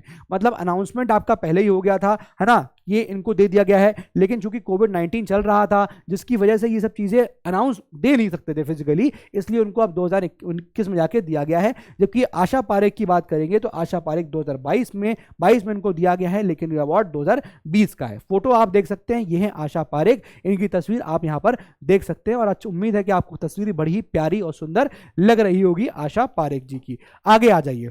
अब देखिए यहां पर एक नए chief of defence staff appoint हो गए हैं। आपको पता है हमारे पहले जो चीफ ऑफ डिफेंस स्टाफ थे बिपिन रावत जी, उनका हेलीकॉप्टर क्रैश में उनकी जो है वो डेथ हो गई थी, है ना, लेकिन 10 महीने तक ये पोस्ट खाली रही और अभी 10 महीने के बाद एक नए chief of defence staff appoint हुए हैं। नोट करिएगा, लेफ्टिनेंट जनरल अनिल चौहान जी को अपॉइंट किया गया है। ठीक है ना, lieutenant general Anil Chauhan ji appoint किए गए हैं, बहुत ही इंपॉर्टेंट है ये। ठीक है, ये इनका जो स्पेशलिटी रहा है वो काउंटर इंटेलिजेंसी ऑपरेशंस होते हैं उसमें उनका रहा है। ये आईएमए भी रह चुके हैं, इंडियन मिलिट्री एकेडमी देहरादून, और ये एनडीए के भी एक्स एनडीए भी एलुमनाई रह चुके हैं। He was an alumni of basically IMA and NDA, दोनों चीजों के एलुमनाई ये थे। ठीक है ना, तो ध्यान रखिएगा हमारे देश के अब नए चीफ ऑफ डिफेंस स्टाफ की बात अगर होगी तो हमारे नए जो चीफ ऑफ डिफेंस स्टाफ हैं वो कौन है, नोट करिएगा, हमारे देश के जो नए चीफ ऑफ डिफेंस स्टाफ है वो लेफ्टिनेंट जनरल अनिल चौहान जी हैं। लेफ्टिनेंट जनरल अनिल चौहान जी हैं, नोट कर लीजिएगा। क्लियर है,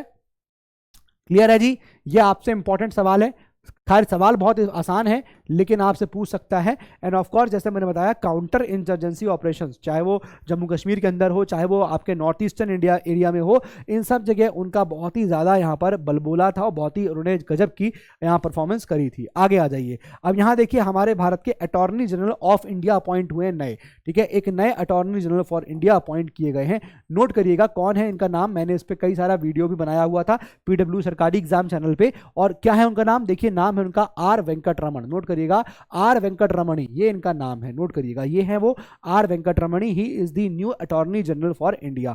ही is the new attorney general for India. आपसे ही पूछेगा अटॉर्नी जनरल ऑफ इंडिया।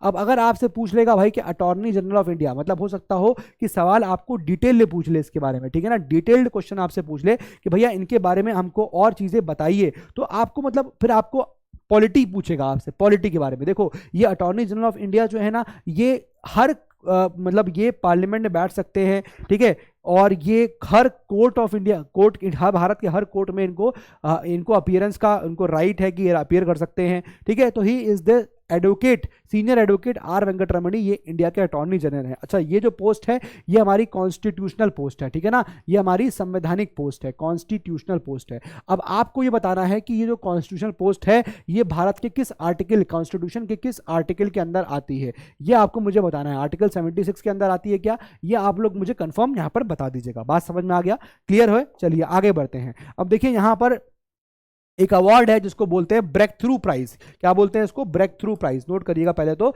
इसको बोलते हैं ब्रेक थ्रू प्राइज। अब ये ब्रेक थ्रू प्राइज मैथमेटिक्स की फील्ड में दिया जाता है।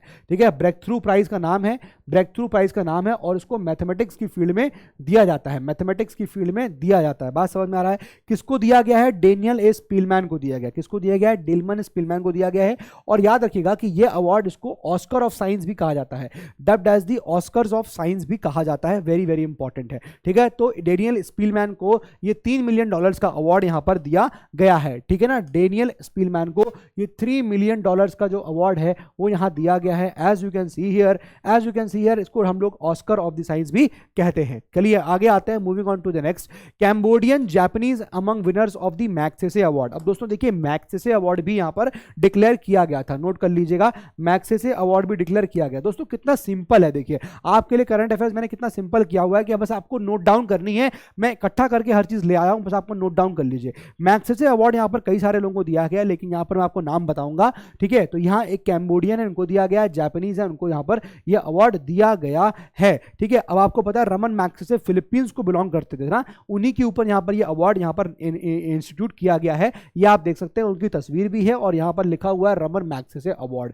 ये अवार्ड यहाँ दिया जाता है। अब ये किन किन को दिया गया है देखिए, एक यहाँ पर कैम्बोडिया की हैं साउथियारा छिम, ठीक है, एक फिलीपींस के हैं बर्नार्ड मैड्रिड, फिर एक जापान के हैं तदाशी हथौड़ी, और फिर एक इंडोनेशिया के हैं गैरी बैंचिगिब, ठीक है। ये हैं यहाँ पर इंडोनेशिया के, ये हैं कैम्बोडिया के साउथेरिया। ये मैडम है आपकी बर्नाडेट, पता नहीं कैसे अपना नाम बोलती होंगी, मुझे नहीं पता, ये डेफिनेटली अपने नाम की स्पेलिंग खुद ही भूल जाती होंगी। बर्नाडेट जी, अरे सिंपल रख लो, राहुल, पप्पू, है ना, संजू, आराम से नाम रखो, पता नहीं बर्नाडेट। अब सोचो ऐसे नामों का मतलब घर में इनकी छोटी रही होंगी तो इनके दोस्त आते होंगे, आंटी आज बर्नाडेट खेलने जाएगी मेरे साथ, अब कितना बर्नाडेट बोलते हो तो शाम ही निकल जाए। भाई नाम रखो ऐसे, ये नाम अच्छा है, चिम चलोगे आज खेलने, अब ये नाम अच्छा है, गैरी, तादोशी, हथौड़ी। अब बताओ हथौड़ी, प्लास, पेचकस, सब नाम आ गए। तो नाम याद रखिएगा, एक हथौड़ी भाई साहब हैं पेचकस वाले, पेचकस हथौड़ी, एक याद रखिएगा जिनके स्पेलिंग खुद ही भूल जाती है, बर्नाडेट, ठीक है ना। अब दो बढ़िया बढ़िया वैसे नाम है, सिंपल गैरी हो गया, एक गैरी याद रखिएगा और एक छिम याद रखिएगा। छिम कैम्बोडिया के हैं, सी से छिम है, छी से कैम्बोडिया है, ठीक है ना, छी से छिम, छी से कैम्बोडिया, ऐसे याद रखना। फिर एक गैरी हो गया, वो इंडोनेशिया से हैं, ठीक है, जिनको अपने नाम की स्पेलिंग याद नहीं होती वो फिलीपीन से है। और उसके बाद जो तादोशी हथौड़ी है वो जापान को बिलोंग करते हैं, नाम पता चल रहा है जापान हथौड़ी, ठीक है। आगे आ जाइए नेक्स्ट, इंडिया रैंक्स 132 इन यूएनडीपीज ह्यूमन डेवलपमेंट इंडेक्स। दोस्तों यहाँ पर एक सूचकांक निकलता है जिसको हम लोग बोलते हैं ह्यूमन डेवलपमेंट इंडेक्स, नोट करिएगा, एक सूचकांक है जिसको हम लोग बोलते हैं ह्यूमन डेवलपमेंट इंडेक्स, ठीक है। अब इस सूचकांक में भारत की जो रैंकिंग आई है वो लिखिएगा, पहले लिखिए यहाँ पर इंडिया की रैंक क्या आई है, इंडिया की रैंक लिखिएगा 132 आई है, कितनी आई है 132 आई है, क्लियर है। इसमें देखिएगा कि ये किसके द्वारा छापा गया है, ये यूएनडीपी के द्वारा छापा गया है। इसको कौन छापता है, पॉइंट नंबर 2 लिखिएगा, इसी के नीचे हेडिंग डालिए ह्यूमन डेवलपमेंट इंडेक्स 2022। अब इसके नीचे लिखिए कौन छापता है, united nation development programme, note करिएगा, united nations development programme, united nations development programme, ये जो है इसको दोस्तों छापता है, ये जो है इसको दोस्तों छापता है। बात समझ में आ रही है कि नहीं आ रही है, बात समझ में आ रही है कि नहीं आ रही है, ठीक है। थीम क्या है इसकी, थीम ये लिखी हुई है, uncertain times uncertain lives, very very important है, इसको चाहे तो आप यहां पर नोट कर लीजिए, इसको चाहो तो आप यहां पर नोट कर लीजिए, ठीक है भाई। चलिए इसको आप यहां पर अंडरलाइन कर लीजिए, हाईलाइट कर लीजिए, ये आप जरूर याद रखिएगा, ऊपर का याद रखें ना रखें, अनसर्टेन टाइम्स अनसर्टेन लाइव्स इतना जरूर याद रखिएगा। और अगर सब याद हो सके तो बहुत ही बढ़िया, shaping our future in world wide in transformation. लेकिन जो आपसे एग्जामिनेशन के अंदर जो रहेगा पूछा जाएगा वो मेरे ख्याल से इतना ही पूछा जाएगा, अनसर्टेन टाइम्स अनसर्टेन फ्यूचर, यही खाली पूछा जाएगा, अनसर्टेन टाइम्स और अनसर्टेन फ्यूचर यही पूछा जाएगा। आगे आ जाइए, नेक्स्ट की तरफ बढ़ते हैं। फॉर्च्यून रिच लिस्ट की बात आई है, Fortune rich list 2022 top 10 richest की बात करेंगे तो अडानी ग्रुप, गौतम अडानी जो है वो इंडिया के रिचेस्ट मैन है, ठीक है ना, बस यही चीज आपको इन्फॉर्मेशन याद रखनी है। इंडिया के रिचेस्ट कौन है यहाँ पर, इंडिया के रिचेस्ट कौन है, अडानी ग्रुप्स, गौतम अडानी इंडिया के रिचेस्ट मैन हो गए, फॉलोड बाय मुकेश अंबानी। तो पहले अडानी साहब हैं, फिर अंबानी साहब हैं। ये फॉर्च्यून इंडिया के द्वारा जारी की गई रिच लिस्ट है, ये फॉर्च्यून इंडिया के द्वारा जारी की गई 2022 की रिच लिस्ट है, जिसमें अडानी ग्रुप के जो गौतम अडानी है वो रिचेस्ट मैन है। आगे आइए, यूएस ओपन की बात करेंगे, US open 2022 winners, complete list of men's and women's. चलिए देखिए, अब हम यूएस विनर्स की यहां पर बात करने जा रहे हैं। देखिएगा मेन सिंगल्स में कौन जीता है, सीक अल्कराज गार्फिया जीते हुए हैं, और ये ग्रैंड स्लैम की रैंकिंग में नंबर 1 पे भी आ गए हैं अभी, ठीक है, रिसेंट की बात है, ये नवंबर की बात है। चलिए इस पे हम बाद में बात करेंगे जब उस पे आएंगे, लेकिन फिलहाल देखिए यूएस ओपन की मेन सिंगल्स कैटेगरी में कौन जीता हुआ है, सी अल्कराज गार्फिया। किसको हराया था, कैस्पर रूड को हराया था। ध्यान रखिएगा दोस्तों, कैस्पर रूड जो है हर जगह हारते ही हैं। अभी फ्रेंच ओपन की बात हुई थी लास्ट टाइम, इसी साल 2022 की बात है, जब राफेल नडाल ने भी कैस्पर रूड को हराया था। तो कैस्पर रूडवा जो है वो पहुंचते तो है फाइनल तक, फाइनल के बाद लेकिन वो जीत नहीं पा रहे हैं, दिक्कत उनके साथ ये आ रही है। पता नहीं कृपा कहाँ रुकी है उनकी, मुझे नहीं पता, लेकिन कृपा उनकी रुकी है। तो याद रखिएगा कि कैस्पर रूड की कृपा कहीं ना कहीं रुक रही है। और यहां भी देखिए ये रनर अप थे, किसमें, यहां पर मेन सिंगल्स में रनर अप थे, और सी अल्कराज गार्फिया जो है ये यहां पर एकदम हैप्पीली जीत गए थे, लेकिन कैस्पर रूड जो है वो यहां पर हारे हुए हैं, ठीक है ना। वुमेन सिंगल्स की बात करेंगे तो अगेन नाम बार बार सुनते हैं आप, स्वातिक काफी फेमस नाम है, इन्होंने हराया है ओ जेबोर को, जब हुआ, ठीक है। अब ये मैन डबल वुमेन सिंबल्स ये सब पूछना मुश्किल है, जो पूछेगा तो इन दोनों में से ही पूछेगा, जो पूछेगा तो इन दोनों में से पूछेगा, लगा लो तारा, बोलो तारा रारा। आगे आ जाइए, दोनों की तस्वीर आपको दिखा रहा हूं, ये है अलकराज गारफिया और इधर आप देख रहे हैं आई स्वैतिक को, ठीक है ना। ये दोनों तरफ, दोनों तस्वीरें आप मेरी तरफ इधर उधर देख सकते हैं। चलिए दोस्तों आगे बढ़ते हैं, अब हिंदी दिवस की बात करते हैं, ध्यान रखिएगा। देखो दोस्तों, एक होता है हिंदी दिवस, ठीक है ना, एक होता है हिंदी दिवस, ठीक है। अब देखिए यहां पर आपको याद रखना है कि हिंदी दिवस एक होता है और एक वर्ल्ड हिंदी डे होता है, क्लियर है। ये दो चीजों के बारे में आपको यहां पर याद रखना है। अब देखिए हाँ, हिंदी दिवस की बात कर रहे हैं हम लोग, नोट करिएगा। हम लोग यहाँ पर हिंदी दिवस की बात करने जा रहे हैं। तो हिंदी दिवस कब हो रहा है दोस्तों? ये हो रहा है आपका 14 सितंबर को। कब हो रहा है? 14 सितंबर को हो रहा है, ध्यान रखिएगा 14 सितंबर को। लेकिन हम वर्ल्ड हिंदी डे की बात करेंगे तो दोस्तों ये 10 जनवरी को होता है। कब हो रहा है वर्ल्ड हिंदी डे? नोट करिएगा, ये आपका कब हो रहा है वर्ल्ड हिंदी डे, कब हो रहा है नोट करिए। वर्ल्ड हिंदी डे बात होगी आपकी 10th ऑफ जनवरी को। कब हो रहा है? 10th ऑफ जनवरी में हो रहा है, नोट कर लीजिएगा, ठीक है। अब देखिए यहां पर पहले मैं आपको सवाल दे रहा हूं, सवाल देखिए फिर उसको समझ भी लेंगे, काफी इंपॉर्टेंट है। विच ऑफ द फॉलोइंग, मुझे इसका आंसर दीजिएगा कमेंट बॉक्स में। Which of the following is the official language of India? इसमें भारत की ऑफिशियल लैंग्वेज क्या है दोस्तों? मैं आपको बताऊंगा, आर्टिकल अगर आप पढ़ेंगे तो वहां पर साफ साफ लिखा हुआ है आर्टिकल 343 में कि Hindi in Devanagari script shall be the official language of India. किसी को अगर लग रहा है कि दोनों है हिंदी और इंग्लिश, तो दोस्तों गलत जवाब है। करेक्ट आंसर क्या हो जाएगा? हिंदी जो है, Hindi is the official language. मैं ऐसा क्यों बोल रहा हूं? क्योंकि आप आर्टिकल 343 क्लॉज 1 पढ़िएगा।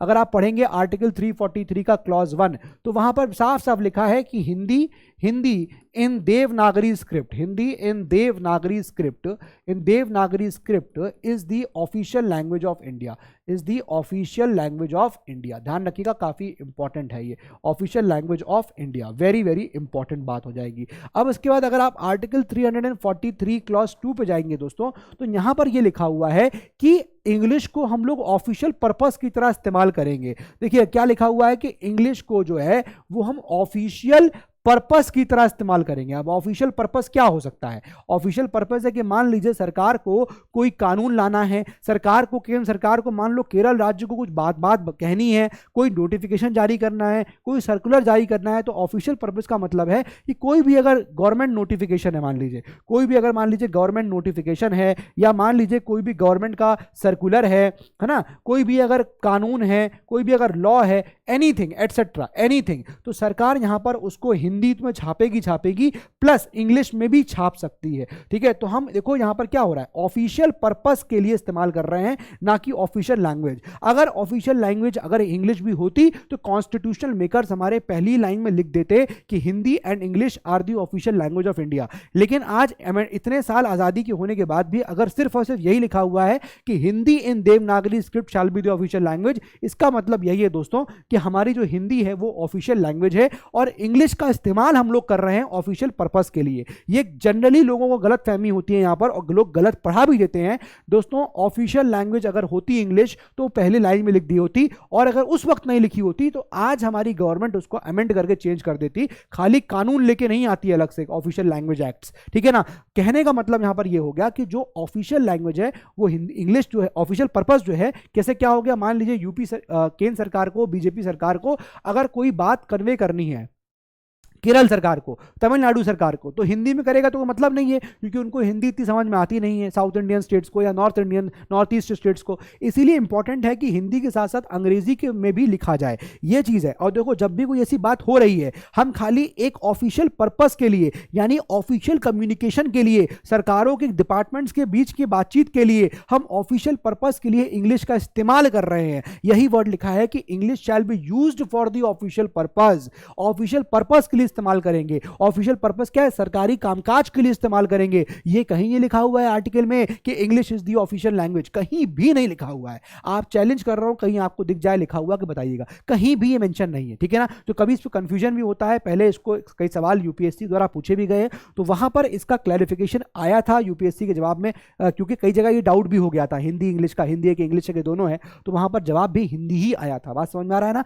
तो याद ध्यान रखिएगा कि अगर आपको कुछ भरोसा नहीं नहीं है तो आप खुद जाके एक बार आर्टिकल को रीड करिए, साफ साफ वहां पर लिखा है कि ऑफिशियल पर्पस के लिए इस्तेमाल हो रही है। कोई चीज ऑफिशियल पर्पस के लिए इस्तेमाल हो अलग चीज है। मान लीजिए हम इस पेन को इस्तेमाल करें ऑफिशियल पर्पस के लिए, तो ये स्पेल है ऑफिशियल साइनिंग के लिए। हम कोई भी दस्तावेज साइन करेंगे सरकार का तो इसी पेन से करेंगे। सरकार का हो सकता है पेन हो ये, ताकि उसको अपनी इंक पहचान में आ जाए, है ना। आरबीआई गवर्नर जो साइन होते हैं नोट के ऊपर एक पर्टिकुलर इंक से होते हैं, तो ताकि वो पहचान में आ जाए, है ना। तो हो सकता है ऑफिशियल पर्पस के लिए मैं इस पेन को इस्तेमाल करूं, लेकिन क्या मैं कह सकता हूं कि ये चीज हमारी कुछ और ऑफिशियल रिकॉग्नाइज कर रही है? नहीं, हम ऑफिशियल लैंग्वेज अलग बोलेंगे और ऑफिशियल पर्पस के लिए इस्तेमाल की चीज अलग होती है। दो चीजें अलग अलग है। आई होप आपको बात समझ में आ गई होगी। अब दोस्तों एक सवाल आपसे और करूंगा कि ऑफिशियल लैंग्वेज सुप्रीम कोर्ट की क्या है। देखिए, अगर आपको पता चला कि ऑफिशियल लैंग्वेज हमारी हिंदी है तो आपको लगेगा सुप्रीम कोर्ट भी वही होनी चाहिए, लेकिन यहां पर बात क्या है, सुप्रीम कोर्ट की ऑफिशियल लैंग्वेज इंग्लिश है, सिर्फ इंग्लिश है, ध्यान रखिएगा, वहां हिंदी नहीं है। वेरी वेरी इंपॉर्टेंट है। दो सवाल आप लोगों को यहां पर बता के जा रहा हूं, ठीक है ना। आगे आ जाइए, देखिए 343 के अंदर साफ साफ ये लिखा हुआ है, ठीक है। आर्टिकल 343 यहां कह रहा है official language of the union यहां पर क्या होगी। अब यहां कुछ लोग कंफ्यूज होते हैं, वो लोग शेड्यूल की बात करने लगते हैं, वो कहते हैं सर शेड्यूल 8 की बात करेंगे तो यहां पर भी कुछ 22 लैंग्वेजेस लिखी गई हैं। दोस्तों ये आपकी ना ही ऑफिशियल लैंग्वेज है ना ही आपकी नेशनल लैंग्वेज है, they are your scheduled languages. वो लैंग्वेजेस जो आपके शेड्यूल में लिखी गई है, they are your scheduled languages, ठीक है ना। तो ये अलग लिखी हुई है, ये पॉइंट याद रखिएगा। पहला स्टेट जो कौन था जिसने, फर्स्ट स्टेट क्या था इंडिया का जिसने हिंदी को अपनी ऑफिशियल लैंग्वेज माना था, वो था बिहार। कुछ स्टैटिक क्वेश्चन ऐसे आ सकते हैं, याद करिएगा। दूसरा, वो पहला पोएट कौन सा था जिसने हिंदी में अपनी पोएम छापी थी, वो था आमिर खुसरो। कौन था? आमिर खुसरो, ठीक है ना। First Hindi poem was compose and release by Aamir Khusro. हमारे जो पहले प्रधानमंत्री थे अटल बिहारी वाजपेयी जी, जो हमारे फॉर्मर प्राइम मिनिस्टर थे इंडिया के अटल बिहारी वाजपेयी जी, उन्होंने अपनी हिंदी लैंग्वेज में स्पीच जो है यूनाइटेड नेशंस में 1977 में दी थी। तो ये भी हो चुका है, इसलिए कुछ इंपॉर्टेंट पॉइंट हैं, आई होप ये आपको यहां पर याद रहेंगे। क्लियर हो गया। आगे आइए, author poet Meena Kandasamy wins the German PEN award. दोस्तों एक अवार्ड है, अब देखिए यहां पर किसको, अवार्ड का नाम क्या है? जर्मन पेन अवार्ड, ठीक है ना, जर्मन पेन अवार्ड। एक्चुअली इस पेन का नाम, पूरा अवार्ड क्या है? Recipient of the Hermann Kesten prize, ये नाम, ये अवार्ड का नाम है। और इसको पेन सेंटर देता है। ये पेन सेंटर आप देखोगे ये जर्मनी के डैमस्टर्ड में है, इसलिए इसको पेन अवार्ड भी कहा जाता है, जर्मन पेन अवार्ड कहा जाता है।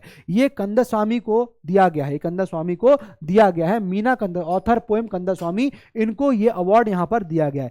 इनको 2011 में भी इसके लिए एक पोएम थी, बहुत ही इंपॉर्टेंट था, मिस मिलिटेंसी, इसके लिए भी अवार्ड दिया गया था। कंदास्वामी 2011 बुक थी of poem titled miss militancy, ये भी इनकी काफी फेमस किताब है, ठीक है ना। तो ये 1984 में चेन्नई में जन्मी है, 1984 में ये जन्मी है, इनका जन्म चेन्नई में हुआ था।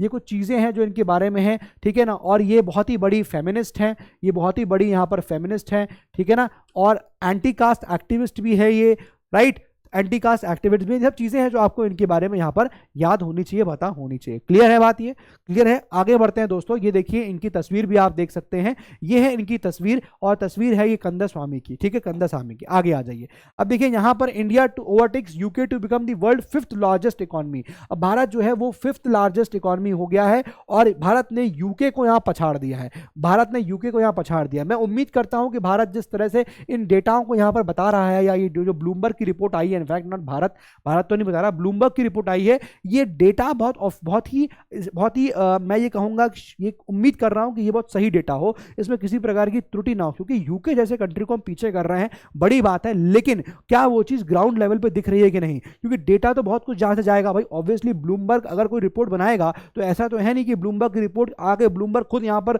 वो काम करेगा। ब्लूमबर्ग कहीं ना कहीं सरकारी दस्तावेजों को, सरकारी डिपार्टमेंट से चीजें, डेटा कलेक्ट करता है, उसके बाद रिपोर्ट जनरेट करता है। तो उम्मीद करते हैं ये सब चीजें जो है यहाँ पर करेक्ट, यहाँ डिटेल इंफॉर्मेशन दी गई होंगी। आगे आ जाते हैं, देखिए 100% डिजिटाइजेशन ऑफ बैंकिंग ऑपरेशंस कहां पर हुआ है? ले में हुआ है। कहां हुआ है? ले में। नोट कर लीजिएगा, वेरी वेरी इंपॉर्टेंट है, इसको नोट कर लीजिए। ये ले ने ये चीज अचीव कर ली है, 100% डिजिटाइजेशन हो गया है किसका? बैंकिंग सर्विसेज का, या बैंक्स के ऑपरेशंस का, राइट। तो ले का मतलब ये हाईएस्ट हमारा डिस्ट्रिक्ट है इंडिया, ले जो है सबसे हाईएस्ट डिस्ट्रिक्ट है इंडिया का माना जाने वाला, ठीक है। यहां पर 100% डिजिटाइजेशन हो गया है बैंक्स का। क्लियर है? वेरी वेरी इंपॉर्टेंट है। चलिए आगे आ जाइए नेक्स्ट। अब देखिए north Korea's new irreversible law on nuclear arms use. अब देखो यहां पर ये एसएसबी के लिए इंपॉर्टेंट हो सकता है आप लोगों के, थोड़ा मैं आपको इसे बता सकता हूं। देखिए अभी तक क्या है, अभी तक यहां पर क्या था कि जो नॉर्थ कोरिया के जो लीडर थे किम जोंग, उन्होंने कहा कि भाई ये नया लॉ है वो कंट्री के न्यूक्लियर स्टेटस को इरिवर्सिबल इरिवर्सिबल कर रहा है and bars any talks of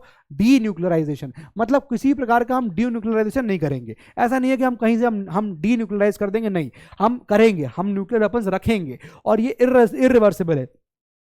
एक बार कर दिया तो कर दिया। नॉर्थ कोरिया ने रिसेंटली एक लॉ पास किया है, has passed a law enshrining the right to automatically use preemptive nuclear strikes to protect itself. वो कह रहा है भाई साहब हम ऑटोमेटिकली यूज करना शुरू कर देंगे, हम किसी से पूछेंगे नहीं, ठीक है ना। उसने कहा एक ऐसा लॉ की बात करी है जहां पर वो ऑटोमेटिकली कह रहा है भाई साहब हम प्रीएम्प्टिवली, प्रीएम्प्ट मतलब क्या है कि हमको लगेगा अगर कि हमारे ऊपर अटैक हो रहा है तो हम ऑटोमेटिकली हम न्यूक्लियर वेपन इस्तेमाल करना शुरू कर देंगे। Now the utmost significance of legislating nuclear weapons policy is to draw irretrievable line so that there can be no bargaining. अब उसने कह दिया कोई बार्गेनिंग नहीं होगी, कोई आके मुझसे ये ना कहे कि नहीं नहीं ऐसा मत करो, ऐसा मत करो, ठीक है। So that there is no bargaining over our nuclear weapons, कोई हमारे न्यूक्लियर वेपन्स के ऊपर किसी प्रकार की बार्गेनिंग ना करे। तो किम जोंग आपको पता है एकदम उल्टी खोपड़ी के इंसान है, कुछ भी बोल सकते हैं। तो किम सेड, क्या कहा इन भाई साहब ने कहा he would never surrender nuclear weapons. भाई साहब हम न्यूक्लियर वेपन्स कभी भी सरेंडर नहीं करने वाले हैं, even if the country faced 100 years of sanctions. हमारे ऊपर आप 100 साल का सैंक्शन भी लगा देंगे तो भी हम न्यूक्लियर वेपन्स को खत्म नहीं करेंगे।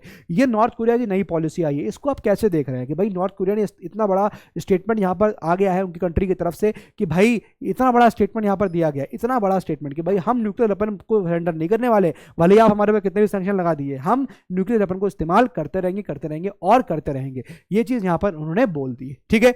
आगे बढ़ते हैं। अब देखिए यहां क्या है, China's fully solar powered semi satellite drone explained. अब देखो यहां पर चाइना का एक fully China's fully solar powered semi satellite drone को एक्सप्लेन किया गया है। मतलब देखिए ये इंपॉर्टेंट डेवलपमेंट हो रहा है। देखिए क्या है यहाँ पर, ये जो चाइना का एक ड्रोन बनाया गया है ये पूरी तरह से सोलर ड्रोन है। क्या है, पूरी तरह से सोलर ड्रोन है, ध्यान रखिएगा। चाइना का फुल्ली सोलर पावर्ड ड्रोन है ये, ठीक है। अब ये सैटेलाइट की तरह भी काम कर रहा है, मतलब ये ड्रोन है, ये उड़ेगा ऊपर और ये डेफिनेटली सर्विलांस करेगा। ड्रोन क्या करेगा, उड़ेगा, सर्विलांस करेगा, लेकिन इसमें सैटेलाइट भी फिट होगी। तो कभी मान लीजिए सिग्नल लॉस्ट हो जाता है, ये कभी सैटेलाइट का फंक्शन भी कर सकता है और सिग्नल्स को ये दे सकता है, ठीक है ना। तो वही चीज लिखा है विद अ विंग स्पैन, इसका आपको 164 फीट का विंग स्पैन दिख रहा है। Drone is a large machine powered entirely by the solar panels. अब इस ड्रोन में आप देखोगे बड़े बड़े सोलर पैनल्स लगे, मैं भी आपको तस्वीर दिखा देता हूं, ठीक है। ये क्या है, हेल है। हेल मतलब हाई एल्टीट्यूड पर उड़ सकता है, ऊंचा उड़ सकता है और लंबे समय तक उड़ सकता है, इसलिए उसको हेल कहा जा रहा है। एच ए मतलब हो गया हाई एल्टीट्यूड और एल ई मतलब हो गया लॉन्ग एंड्योरेंस, लंबे समय तक, ठीक है। तो ये चीज इंपॉर्टेंट है कि इसको हाई एल्टीट्यूड और long endurance UAV that is हम क्या बोलेंगे, UAV of course unmanned aerial vehicle होता है ड्रोन, ठीक है। तो वो ये वाला है, ठीक है। अब इसका नाम क्या है इस ड्रोन का नाम है किमजिंग 50 या फिर इसको मॉर्निंग स्टार 50 भी कहा जा रहा है। वेरी वेरी इंपॉर्टेंट है ये बात, ठीक है, वेरी वेरी इंपॉर्टेंट है। किमजिंग 50 और मॉर्निंग स्टार 50 कहा जा रहा है। This drone flies above 20 kilometre altitude where there is stable flow and no clouds, ठीक है ना। जहां पर एक स्टेबल फ्लो होगा और किसी प्रकार का क्लाउड्स आपको देखने को नहीं मिलेगा। बात समझ में आ रहा है। The high altitude long endurance hello UAV can stay airborne for long durations. I hope आपको ये बात समझ में आ गई होगी, क्लियर है।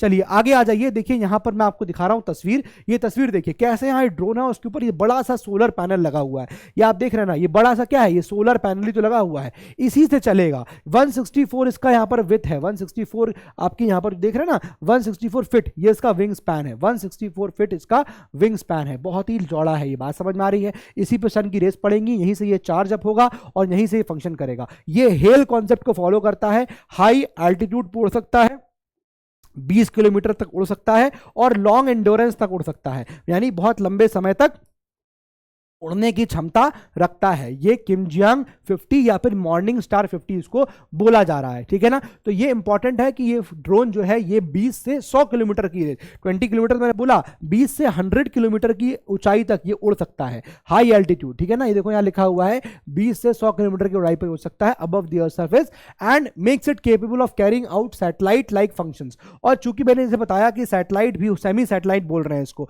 ये सैटेलाइट लाइक फंक्शंस, आपको सिग्नल्स देना, ये सब चीजें करना आपको प्रोवाइड कर सकता है। होपफुली आपको बात समझ में आ गई होगी।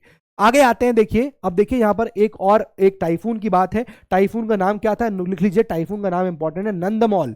क्या आया, टाइफून आया, इसका नाम क्या है, नन मदौल, ये टाइफून आया। अब ये टाइफून दोस्तों कहां पर आया, आप टाइफून लिखिए, फिर उसका पहला पॉइंट लिखिए इसमें, इसको लिखिए जापान, इसको लिखिए जापान, बस इतना ही याद रखना है, आपको कुछ याद नहीं रखना है। ये है क्या, नंदमौल, ये एक टाइफून है, ठीक है। तो आपसे पूछ सकता है कि भाई जापान में हाल ही में कौन सा टाइफून आया था, जापान में हाल ही में कौन सा टाइफून आया था, वो आपको पूछ सकता है। तो करेक्ट आंसर क्या हो जाएगा, करेक्ट आंसर आपका हो जाएगा ननमदौल। क्या हो जाएगा, ननमदौल हो जाएगा करेक्ट आंसर इसका। दोस्तों लिख लीजिए, Nanmadol is the correct answer, यही पूछेगा आपसे। अनप्रेसिडेंटेड रेनफॉल, बहुत ज्यादा रेनफॉल हुई in to hit Japan as super typhoon arrives on resident evacuated, resident को इवैक्यूएट किया गया। रेसिडेंट्स ऑफ जापान क्यूशू शहर जापान का है, वेयर इवैक्यूएटेड, खाली कराया गया, as typhoon Nanmadol which has been classified as super typhoon बोला गया है, is expected to cause unprecedented storms and rainfall, बहुत सारा बारिश और बहुत सारा रेनफॉल कराने की इसकी उम्मीद यहां पर है। आगे आ जाइए, अब देखिए ये मैंने यहां पर एक लिस्ट आपको दे दी है ताकि आपको रहे कि भाई कौन से जगह पे साइक्लोन्स को किस नाम से बोला जाता है। ये एक स्टैटिक पोर्शन है, मैं हमेशा ही कोशिश करता हूं ना, जहां पर भी लगेगा इस पे सवाल बनता है, कभी सवाल हो सकता हो करंट अफेयर्स में ननमदौल से ना आए, है ना, लेकिन चूंकि ननमदौल टाइफून न्यूज में था तो ये पूछ सकता है टाइफून कहां पर बोले जाते हैं, साइक्लोन्स का नाम टाइफून कहां पर होता है। देखिए जैसे फॉर एग्जांपल वेस्टर्न नॉर्दर्न पैसिफिक्स में हम लोग टाइफून्स कहते हैं, क्या बोलेंगे, टाइफून्स। हरिकेन्स कहां कहते हैं, eastern and central north Pacific में, है ना, नॉर्थ पैसिफिक की बात कर रहे हैं, और सेंट्रल ईस्टर्न मतलब यूएस का साइड हो गया, यूएस का जो ईस्टर्न साइड है वह उसकी बात, सॉरी यूएस का जो वेस्टर्न साइड है और वो पैसिफिक का ईस्टर्न साइड होगा, है ना। अगर मान लीजिए ये आपका नॉर्थ अमेरिका है, ये आपका नॉर्थ अमेरिका है और ये आपका साउथ अमेरिका है दोस्तों, तो जो ये आपका क्या है, पूरा पैसिफिक है, ये ऐसे जुड़ा हुआ है ना, और यहाँ पर आके भारत है आपका इस तरह से। तो यहाँ पर दोस्तों आप देखोगे कि ये वाला जो एरिया है ये आपका ईस्टर्न पैसिफिक हो गया, ये आपका वेस्टर्न पैसिफिक हो गया कि नहीं हो गया। और चूंकि ये इक्वेटर के ऊपर होगा तो बट ऑब्वियस सी बात है कि ये आपका नॉर्दर्न होगा। तो देखो वही वो बोल रहा है क्या, कि north eastern and central north Pacific, central north, central हो गया बीचों बीच, नॉर्थ हो गया और पैसिफिक हो गया कौन सा, ईस्टर्न। यानी ये वाला जो एरिया पे जो टाइफून आता है उसको हम लोग हरिकेन्स कहते हैं, क्या कहते हैं, हरिकेन्स कहते हैं, ठीक है। अब देखिए हम नॉर्थ अटलांटिक की बात कर रहे हैं, Caribbean and the gulf of Mexico. अब आप इस साइड आ जाइए तो यहां पर हरिकेन्स आएगा, ठीक है ना। ये गल्फ ऑफ मैक्सिको मिलेगा आपको यहां पर दोस्तों, गल्फ ऑफ मैक्सिको मिलेगा, ऊपर आपको यहां पर मिलेगा, ये आपको न्यूयॉर्क मिलेगा। तो दोस्तों यहां पर जो आ रहा है अटलांटिक, ये कौन सा आपका, ये अटलांटिक है ना, ये वाला अटलांटिक है, ये वाला आपका पैसिफिक है। तो अटलांटिक में जब आप आएंगे ऊपर वाला हिस्सा नॉर्थ, तो यहां पर हरिकेन्स आ रहे हैं, ठीक है ना। ये भी देखिए हरिकेन्स बोला जा रहा है, तो ये वाला हरिकेन्स, ये वाले हरिकेन्स। तो यूएस में दोनों तरफ से क्या बोलते हैं, हरिकेन्स नाम से जाना जाता है, ठीक है। टाइफून्स आपको फुली क्लियर हो गया। इंडिया की बात करेंगे, अरेबियन सी में क्या आता है, अरेबियन सी में हमेशा ट्रॉपिकल साइक्लोन्स के नाम से जाना जाता है, ठीक है। यही चीज अगर आप साउथ पैसिफिक चले जाएंगे तो यहां पर इसको ट्रॉपिकल साइक्लोन बोलते हैं, लेकिन आप ऑस्ट्रेलिया में चले जाएंगे तो उसको विली विली कहा जाता है, क्या कहते हैं, विली विली कहते हैं। तो आपसे कभी कभी ये 3-4 दे देता है, hurricanes, typhoons, willy willy, tropical cyclones, और इनको कहता है मैच द फॉलोइंग, इनको कहता है फिर मैच द फॉलोइंग करिए। ये इस तरह का क्वेश्चन जो है आपको आ सकता है दोस्तों। मैं यहां पर लिख भी दे रहा हूं, क्या पता आपके सीडीएस के पेपर में मैच द फॉलोइंग करके ही आ जाए, मैच द फॉलोइंग करके ही आ जाए। ये क्वेश्चन कोई भरोसा नहीं है, कभी भी आ सकता है मैच द फॉलोइंग करके। नोट कर लीजिए दोस्तों, इस क्वेश्चन को लगा लो तारा, बोलो तारा रारा। आगे आ जाओ दोस्तों, देखो मेरे ख्याल से क्वीन एलिजाबेथ के ऊपर यहां बहुत सारी इंफॉर्मेशन मैंने दी हुई है, लेकिन इतनी आपके लिए इंपॉर्टेंट नहीं है। क्वीन एलिजाबेथ की डेथ हुई थी, ऑफकोर्स क्वीन एलिजाबेथ 2 की डेथ हुई थी। इनका फ्यूनरल जो है कहां, coffin lowered into the royal vault at the Windsor castle, यहां पर इनको दफनाया गया है, विंडसर कासल में इनको दफनाया गया है, क्लियर है, ठीक है। विंडसर कासल को दफनाया गया। अब देखिए ये कुछ तस्वीरें हैं जब इनको यहां से ले जा रहे थे, ठीक है। ये देखिए यहां पर कुछ एक्सप्लेन किया गया है कैसे इनको ले गए हैं। तो दोस्तों हुआ क्या है, ये आप देखिए यहां पर जो आप देख रहे हैं ये सेंट जॉर्ज चैपल है, ये आप देख रहे हैं ना, ठीक है। Following the funeral Queen Elizabeth two laid to rest, कहां पर, अब देखिए ये पूरा एक्सप्लेन किया गया। Following the funeral service at the Westminster Abbey, the Queen will be laid to rest at the Saint George Chapel Windsor Castle, ठीक है ना। ये देखिए सेंट जॉर्ज चैपल कौन सा है, ये वाला सेंट जॉर्ज चैपल है, और ये जो पूरा आप देख रहे हैं this is your Windsor Castle, ठीक है ना। उम्मीद है आपको बात समझ में आ गई होगी, ठीक है। अब बाकी इसमें आपको इतना इंपॉर्टेंट नहीं है कि आप सबके डिटेल में जाए, मेरे ख्याल से you can delete this particular thing. आगे आ जाइए, अब देखिए यहां पर क्या हुआ, एक प्रोजेक्ट प्रोजेक्ट चालू हुआ है जिसको हम लोग बोलते हैं प्रोजेक्ट सारस। क्या बोल रहे हैं इसको? प्रोजेक्ट सारस के नाम से जाना जा रहा है। दोस्तों ये इजरायली एम्बेसी ने शुरू किया एक प्रोग्राम है गाजियाबाद में, जिला गाजियाबाद में इसको शुरू किया गया है। अब यहां पर आप देखिए ये मेंसुरल जो हेल्थ होती है वुमेन की, मेंसुरल हेल्थ को लेकर फीमेल्स की यहां पर ये इनिशिएटिव है जो इजरायली एम्बेसी ने चालू किया है। उसको हम लोग क्या बोल रहे हैं? इसको हम लोग बोल रहे हैं प्रोजेक्ट सारस। क्या बोल रहे हैं इसको? प्रोजेक्ट सारस इसको हम लोग बोल रहे हैं। बात समझ में आ रही है कि नहीं आ रही है? इसको हम लोग प्रोजेक्ट सारस के रूप में कह रहे हैं। उम्मीद है आपको यहां पर बात समझ में आ गई होगी। क्लियर बात है? आगे बढ़ते हैं दोस्तों, हम लोग आगे बढ़ते हैं। चलिए दोस्तों आगे बढ़ते हैं हम लोग। यहां पर उम्मीद है आपको यहां तक समझ में आ गया होगा कि भाई ये जो प्रोजेक्ट सारस है ये मेंसुरल हेल्थ जो है, ये मेंसुरल हेल्थ जो इजराइल मेंसुरल हेल्थ जो होती है वुमेन के लिए, उनकी हेल्थ को देखते हुए इजराइल एम्बेसी के द्वारा यहां पर लॉन्च किया गया है ये प्रोग्राम, और ये गाजियाबाद में इसको लॉन्च किया गया है। उम्मीद है आपको ये बात समझ में आ गई होगी। तो बेसिकली यहां पर एक एनजीओ है जिसको बोलते हैं एनजीओ खुशी, एक एनजीओ है जिसको बोल रहे हैं दोस्तों एनजीओ खुशी। इस एनजीओ खुशी के साथ कोलैबोरेशन किया, इसके साथ कोलैब किया। किसने कोलैब किया? कोलैब किया है यहां पर इजरायली एम्बेसी ने, इजरायली एम्बेसी ने। और ये एम्बेसी जो है वुमेन की मेंसुरल हेल्थ को देखते हुए एक प्रोजेक्ट चला रही है, इसको बोलते हैं हम लोग प्रोजेक्ट सारस के नाम से बोल रहे हैं। आगे बढ़ते हैं दोस्तों। देखिए यहां पर एक पाम ऑयल अलायंस बनाया गया है, नोट करिएगा, एक पाम ऑयल अलायंस बनाया गया है formed by 5 south Asian countries. अब पाम ऑयल क्या है? देखिए आपको पता है पाम ऑयल का इस्तेमाल होता है ना, isn't it? Palm oil edible oil में आता है और एडिबल ऑयल को ट्रेड किया जाता है, खाने के लिए इस्तेमाल होता है। तो यहां पर पाम ऑयल को के प्रोडक्शन को देखते हुए यहां पर इसके लिए कुछ काम करना है, इसके लिए कुछ इनिशिएटिव लेना और उसको प्रोडक्शन को बढ़ावा देने के लिए यहां पर क्या किया गया दोस्तों? एक अलायंस बनाया गया है जिसको हम लोग बोल रहे हैं पाम ऑयल अलायंस। अब इसमें 5 कंट्रीज यहां पर शामिल है। कौन कौन सी कंट्रीज हैं? चलिए दोस्तों यहां पर देख लेते हैं। पहले आप अंडरलाइन कर लीजिए कि एशियन पाम ऑयल अलायंस है जिसको हम लोग APOA बोल रहे हैं। पहली बार बना है इसलिए दोस्तों बहुत इंपॉर्टेंट है, एडिबल ऑयल के ट्रेडिंग के लिए इंपॉर्टेंट है। नोट कर लीजिएगा, एडिबल ऑयल के ट्रेड के लिए edible oil trade association form 5 palm oil importing countries, ठीक है, साउथ एशिया के। कौन कौन से होंगे दोस्तों? दोस्तों ये हैं जैसे कि फॉर एग्जांपल आप देखोगे इंडिया हो गया, पाकिस्तान हो गया, लंका हो गया, बांग्लादेश हो गया और नेपाल हो गया, ठीक है। जो यहां पर पड़ोसी मुल्क हैं उन सब लोगों का यहां पर ये इनिशिएटिव होगा, ठीक है ना, ठीक है। नोट कर लिया? तो ये आप नोट कर लीजिए, पाम ऑयल अलायंस है, ये एशियन कंट्री का, एशियन नेशंस है उनका ये अलायंस है। और palm oil basically edible oil होता है, तो उसके लिए, उसके बेनिफिट के लिए, उसके प्रोडक्शन बढ़ाने के लिए ये चीज यहां पर करी गई है, ठीक है ना। बात समझ में आ रहा है कि नहीं आ रहा है? क्लियर है? चलिए, तो आइडिया क्या है? आइडिया क्या है? द आइडिया इज, ऑब्जेक्टिव क्या है? To gain collective bargaining power and making import sustainable. तो जो इंपोर्ट्स हो रहे हैं एडिबल ऑयल के इन एशियन कंट्रीज के अंदर, वो और सस्टेनेबल हो, वो और आसान हो, हल्के हो, कम दाम के हो, उसके लिए यहाँ पर बार्गेनिंग प्रॉपर तरीके से हो पाए। तो जब ये सारे कंट्रीज एक साथ आ जाएंगे तो आप जो पाम ऑयल है उसका आसानी से यहाँ पर क्या हो सकेगा? उसका आसानी से यहाँ पर ट्रेडिंग करी जा सकी है। तो ये पहली जनरल मीटिंग थी यहाँ पर, ठीक है ना। नोट करिएगा कि ये जो आपका APO है, that is Asian palm oil alliance जो है, इसकी जो फर्स्ट जनरल मीटिंग हुई है, ये इसकी फर्स्ट जनरल मीटिंग यहां पर हुई है। वेरी वेरी इंपॉर्टेंट, क्लियर है? फर्स्ट जनरल मीटिंग यहां पर हुई है, वेरी वेरी इंपॉर्टेंट।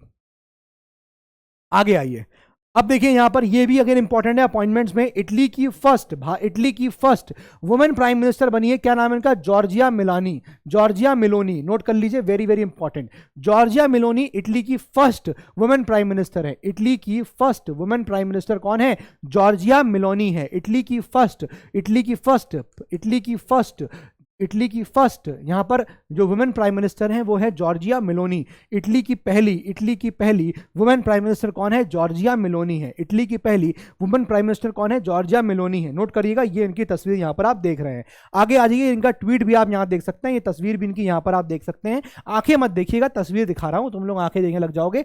आगे देखिए दोस्तों, आगे देखिए, सऊदी अरेबिया के यहाँ क्राउन प्रिंस है। अब इनकी आंखें देखोगे क्या? ये भी तुम ही को देख रहे हैं, अब इनकी आंखें नहीं देखोगे आप इन्हीं की आंखें देखेंगे हमको लगता है। ये है ना, इसमें क्या लड़का लोगों को मजा आ जाता है, इसमें लड़का लोग मजा आ जाता है इनको, है ना, इसकी आंखियां देख लेंगे और अगर कहा जाए कि इनकी आंख देख लो अगली तो नहीं देखेंगे, दोनों की आंख में कोई फर्क नहीं है, बस नजरिए की फर्क है, लेकिन आप लोगों के लिए फर्क है। चलिए आगे आइए, सऊदी अरेबिया क्राउन प्रिंस का नाम क्या है, मोहम्मद बिन सलमान, मोहम्मद बिन सलमान, इनको प्राइम मिनिस्टर बना दिया गया, कोई फर्क नहीं पड़ता साहब हमको, हमको तो जॉर्जिया मेलोनी दोबारा दिखा दो, हमको वही मन कर रहा है देखने का, एक बार और दिखा दो। ये देखो जॉर्जिया मेलोनी इटली की पहली प्राइम मिनिस्टर बनाई गई है, इटली की पहली prime minister, women prime minister है, ध्यान रखिएगा, आज तक इटली की कोई वुमेन प्राइम मिनिस्टर नहीं बनी। इन सब चीजों को सोच के लगता है भारत तो बहुत आगे है, क्योंकि भारत में कब से भाई इटली कब से यहां पर यूनिफाई हो गए हैं, कितना पुराना टाइम है, 1860s का टाइम था जब इटली यूनिफिकेशन हो गया, है ना, उसके बाद से अब देखा जाए तो वहां पहला प्राइम मिनिस्टर वुमेन बना हुआ है। हमारे कंट्री का आजादी 1947 में हुआ और जाके इंदिरा गांधी देखो यहाँ पर पहले प्राइम मिनिस्टर बन गई, है ना, कितनी यहाँ पर बड़ी बात है। हमारे यहाँ राष्ट्रपति ही बन चुकी हैं, प्राइम मिनिस्टर प्रेसिडेंट, है ना,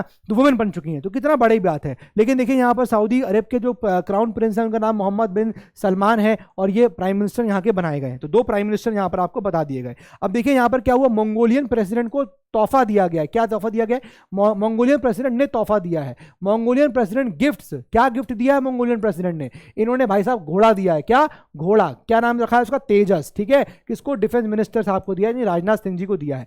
ऐसा पहले भी हो चुका है 2015 में, जब हमारे देश के प्रधानमंत्री साहब नरेंद्र मोदी जी को भी इन्होंने घोड़ा दिया था, ठीक है ना, इनको भी घोड़ा दिया था, उसका नाम क्या था, उसका नाम था कंठक, क्या नाम था उसका, कंठक, नोट करिए कंठक, ठीक है, Kanthaka, the horse was named Kanthaka, और ये पहले भी PM received a brown race horse, brown race horse, एक ब्राउन कलर का हॉर्स भी पहले भी हमारे प्रधानमंत्री साहब को मिल चुका है। अब मंगोलिया आपको पता है it's a land of horses, land of horses, घोड़ों की जो बात की जाए तो कहां से आते हैं, मंगोलिया से आते हैं, तो लैंड ऑफ हॉर्सेस जो है वो मंगोलिया को कहा जाता है। और 2015 में देखिए कंठक घोड़ा दिया गया था, और अभी मंगोलिया के प्रेसिडेंट ने हमारे देश के डिफेंस मिनिस्टर राजनाथ सिंह जी को उनको तेजस घोड़ा दिया है, नाम क्या घोड़े का, तेजस नाम है। आगे आ जाइए, देखिए यहां पर देखिए 3rd स्टेल्थ फ्रिगेट, दोस्तों काफी इंपॉर्टेंट है, आप देखिए प्रोजेक्ट 17A के तहत क्या किया गया है, तारागिरी को लॉन्च किया गया, तारागिरी को लॉन्च किया गया, और ये क्या है, ये stealth frigate, 3rd stealth frigate है। अब दोस्तों देखो क्या होता है, यहां पर कुछ कॉन्सेप्ट में आपकी बिल्डिंग कर देता हूं, काफी इंपॉर्टेंट है ये समझना, जनरली लोगों को प्रोजेक्ट 17 जब क्या है नहीं समझ में आता। देखिए इंडियन नेवी के अंदर इसी प्रकार के प्रोजेक्ट चलते हैं, जैसे यहां पर अभी आप देख रहे हो, मैं एक एग्जांपल दे रहा हूं खाली आपको, एक चलता था प्रोजेक्ट 15A, ठीक है, अब इस प्रोजेक्ट 15A को हम लोग, मतलब पहले ही चलता था, इसका अपग्रेडेड एक प्रोजेक्ट आ गया जिसको हम लोग बोलते हैं प्रोजेक्ट 15B, ठीक है। अभी मैं आपको आज कल की खबर बता रहा हूं, देखो उससे समझ लेना, प्रोजेक्ट 15B की बात कर रही है। अब इस प्रोजेक्ट 15B नाम रखा है प्रोजेक्ट का, इसके तहत यहां पर इंडियन नेवल शिप बनाई जाती हैं। अब इसके तहत ये कहा गया है, इसके तहत ये कहा गया है कि भाई आपकी 4 शिप्स यहां बनाई जाएंगी, आपकी 4 शिप्स यहां पर बनाई जाएंगी। कौन कौन सी बनाई जाएगी, नोट करिएगा, जैसे कि कहा गया आईएनएस विशाखापट्टनम, आईएनएस विशाखापट्टनम, एक ये बनाई जाएगी। फिर बोला गया कि आपकी एक शिप बनाई जाएगी आईएनएस इसको बोल रहे हैं हम लोग, आईएनएस विशाखापट्टनम हो गया, आईएनएस मोर्मुगांव, हाँ आईएनएस मोर्मुगांव, आईएनएस मोर्मुगांव बनाई जाएगी। तीसरा आईएनएस इम्फाल बनाई जाएगी, ठीक है, आईएनएस इम्फाल बनाई जाएगी। और चौथी आईएनएस सूरत बनाई जाएगी। तो दोस्तों देखो क्या है कि इस प्रोजेक्ट 15B के तहत ये 4 शिप बनाई जाएंगी, और ये है क्या, ये एक्चुअली वॉरशिप डिस्ट्रॉयर्स हैं, ये एक्चुअली क्या है, ये आपकी डिस्ट्रॉयर मिसाइल्स हैं, डिस्ट्रॉयर शिप्स हैं, डिस्ट्रॉय करने के काम आती हैं आपके दुश्मनों को, क्लियर है। अब ये पहले इसी प्रकार का प्रोजेक्ट 15A चलता था, यहां पर कोलकाता में शिप में बनती थी, इसको हम लोग कोलकाता क्लास के नाम से भी जानते थे, इसको हम लोग कोलकाता क्लास के नाम से भी जानते थे। लेकिन फिर इसमें टेक्नोलॉजी का एडवांसमेंट हुआ और प्रोजेक्ट 15B लेके आए। इसमें इन सारी शिपों में जो फर्क है, जो एक्स्ट्रा चीजें हैं, वो है उसका स्टेल्थ के ऊपर। स्टेल्थ मतलब ऐसी चीज जो आपको दुश्मनों को रडार में आने से बचाती है, तो इनका स्टेल्थ और अच्छा है, ये आपको देखोगे तो इनका स्टेल्थ बहुत ही गजब का है। ये डिफरेंस था प्रोजेक्ट 15A 15B में। ऐसे दोस्तों 17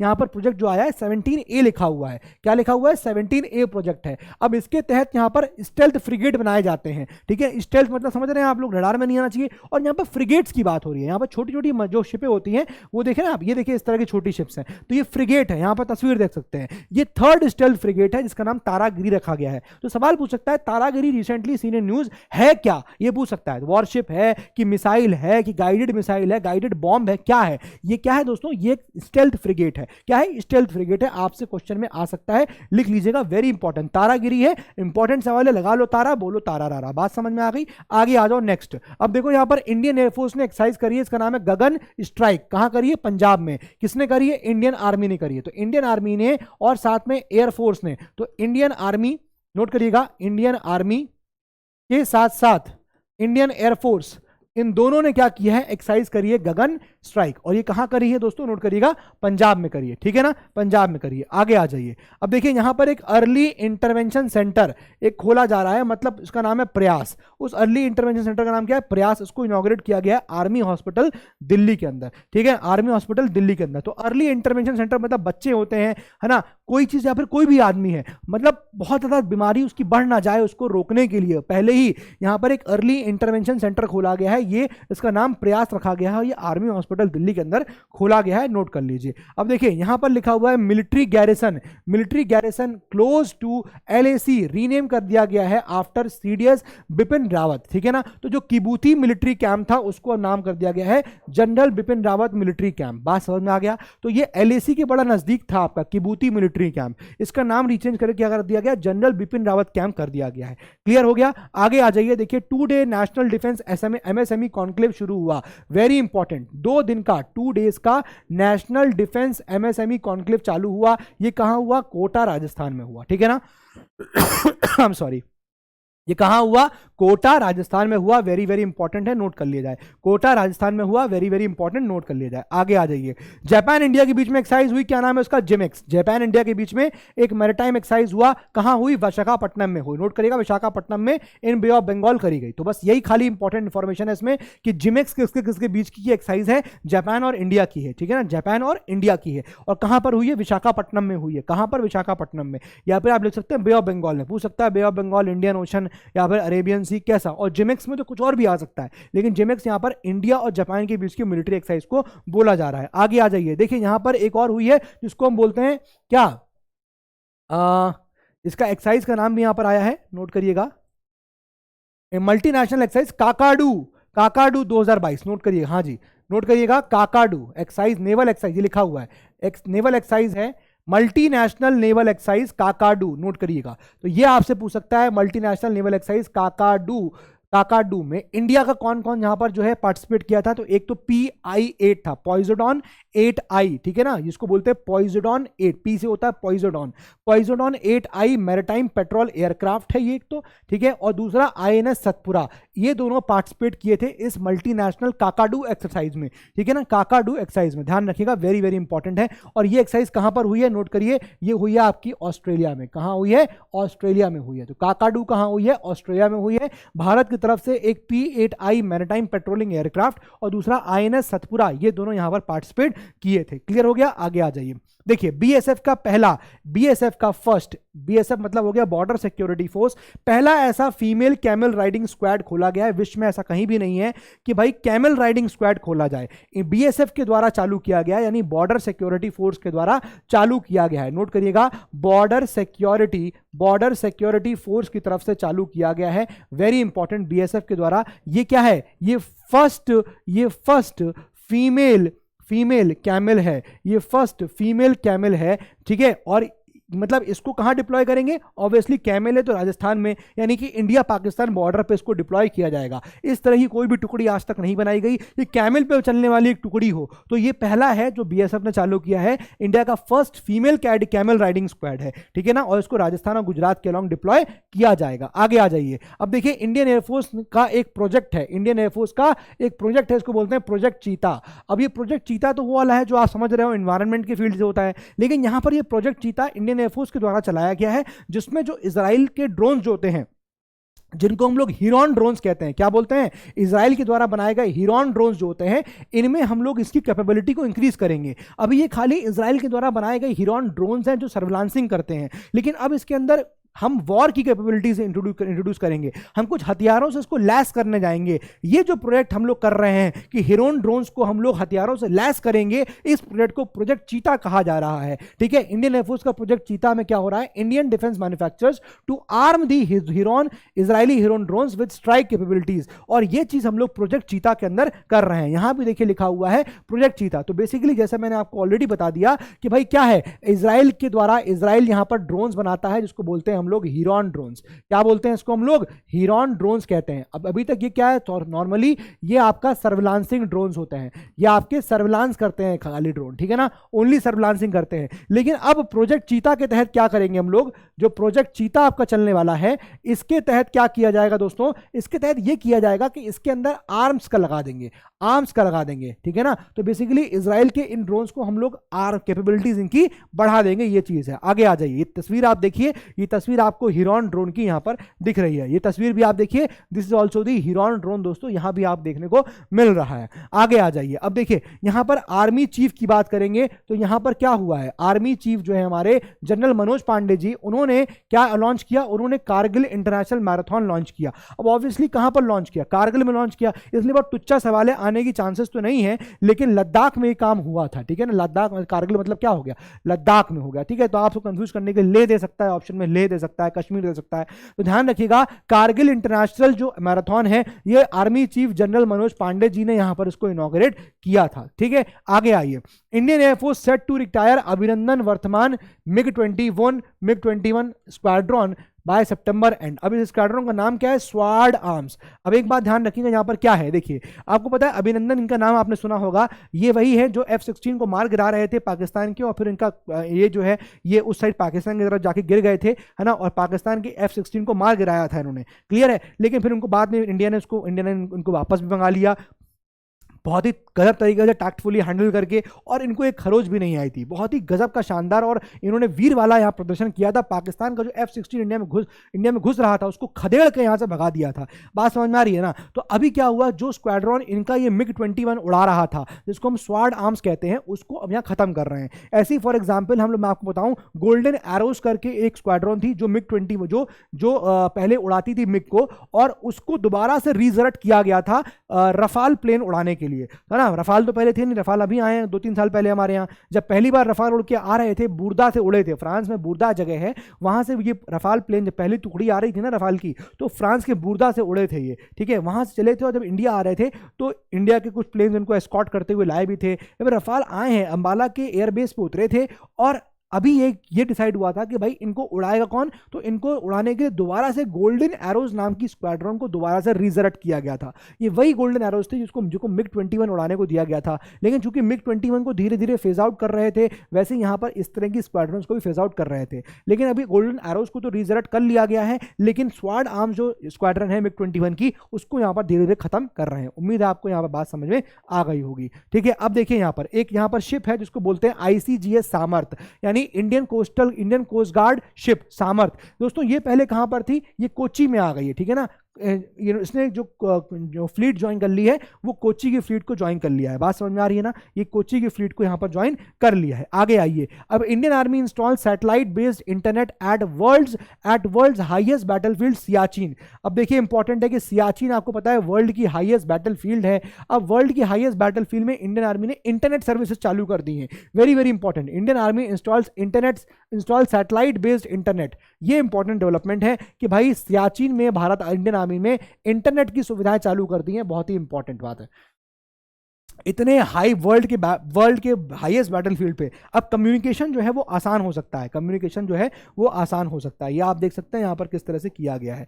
आगे देखिए, अब INS अजय की बात करेंगे तो INS अजय को डिकमीशन कर दिया गया है। 32 ईयर्स की ग्लोरियस सर्विस थी और उसके बाद अब उसको डिकमीशन कर दिया गया है। कहाँ डिकमीशन किया गया है, इसकी डिकमीशनिंग सेरेमनी कहाँ हुई थी, नेवल डॉकयार्ड मुंबई में करी गई। नेवल डॉकयार्ड मुंबई में ये सेरेमनी हुई थी। बात समझ में आ रहा है कि नहीं आ रहा है, क्लियर है, इसको नोट कर लीजिए, इसको कमीशन कब किया गया था, अभी खत्म कब हुई, डिकमीशन कब हुई है, डिकमीशन हुई है दोस्तों 19 सितंबर 2022 को। ये कब हुई है, इसमें डिकमीशन हुई है, लेकिन इसको कमीशन कब किया गया था, नोट करिएगा 24 जनवरी 1990 को इसको कमीशन किया गया था, ठीक है। कहां पर, जॉर्जिया में। और खत्म कहां किया गया, डिकमीशन कहां किया गया है, नेवल डॉकयार्ड मुंबई में किया गया है। नेवल डॉकयार्ड मुंबई में किया गया है, नोट करिएगा, नेवल डॉकयार्ड मुंबई में किया गया है। Very very important. आगे आ जाइए, कोस्ट गार्ड ऑफ इंडिया और यूएस ने एक्सरसाइज करी है। आपको पता है यूएस और इंडिया एक्सरसाइज करते हैं, क्या अभ्यास नाम है उसका, क्या अभ्यास, कहां किया है, चेन्नई की कोस्ट पे किया है। कहां किया है, चेन्नई की कोस्ट पे किया है।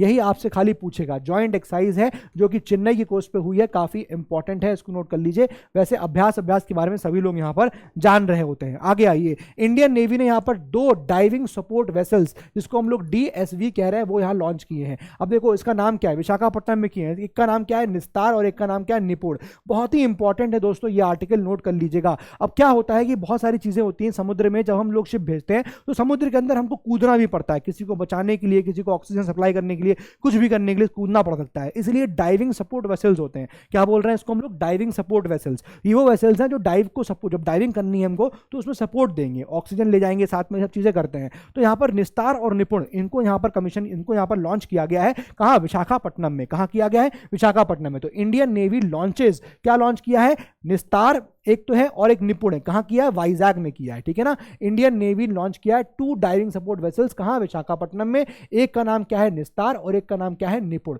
ये दोनों आपको यहाँ पर देखने को मिल रहा है। वेरी वेरी इंपॉर्टेंट है ये, वेरी वेरी इंपॉर्टेंट। आगे आ जाइए, तस्वीर आप यहाँ देख सकते हैं। ये तस्वीर कुछ इस तरह की यहाँ पर आपको साझा मैं कर रहा हूँ। देखिए, अब इंडिया का फर्स्ट, भारत का first avalanche monitoring system, radar system कहाँ पर लगाया गया है, ये लगाया गया है नॉर्थ सिक्किम में। ये लगाया गया है नॉर्थ सिक्किम में, मार्क कर लीजिए। इंडिया का फर्स्ट एवलांच मॉनिटरिंग रडारिंग सिस्टम कहां लगाया गया है, नॉर्थ सिक्किम में लगाया गया है, ठीक है ना। तो ये पहला ऐसा first of its kind system है जिसकी ये ताकत है कि अगर कभी एवलांच आने वाला है तो उसको रीड कर सकता है, ठीक है ना। ये चीज यहां पर बोली जा रही है कि avalanche with in the 3, note करिएगा। अरे ये क्या हो रहा है,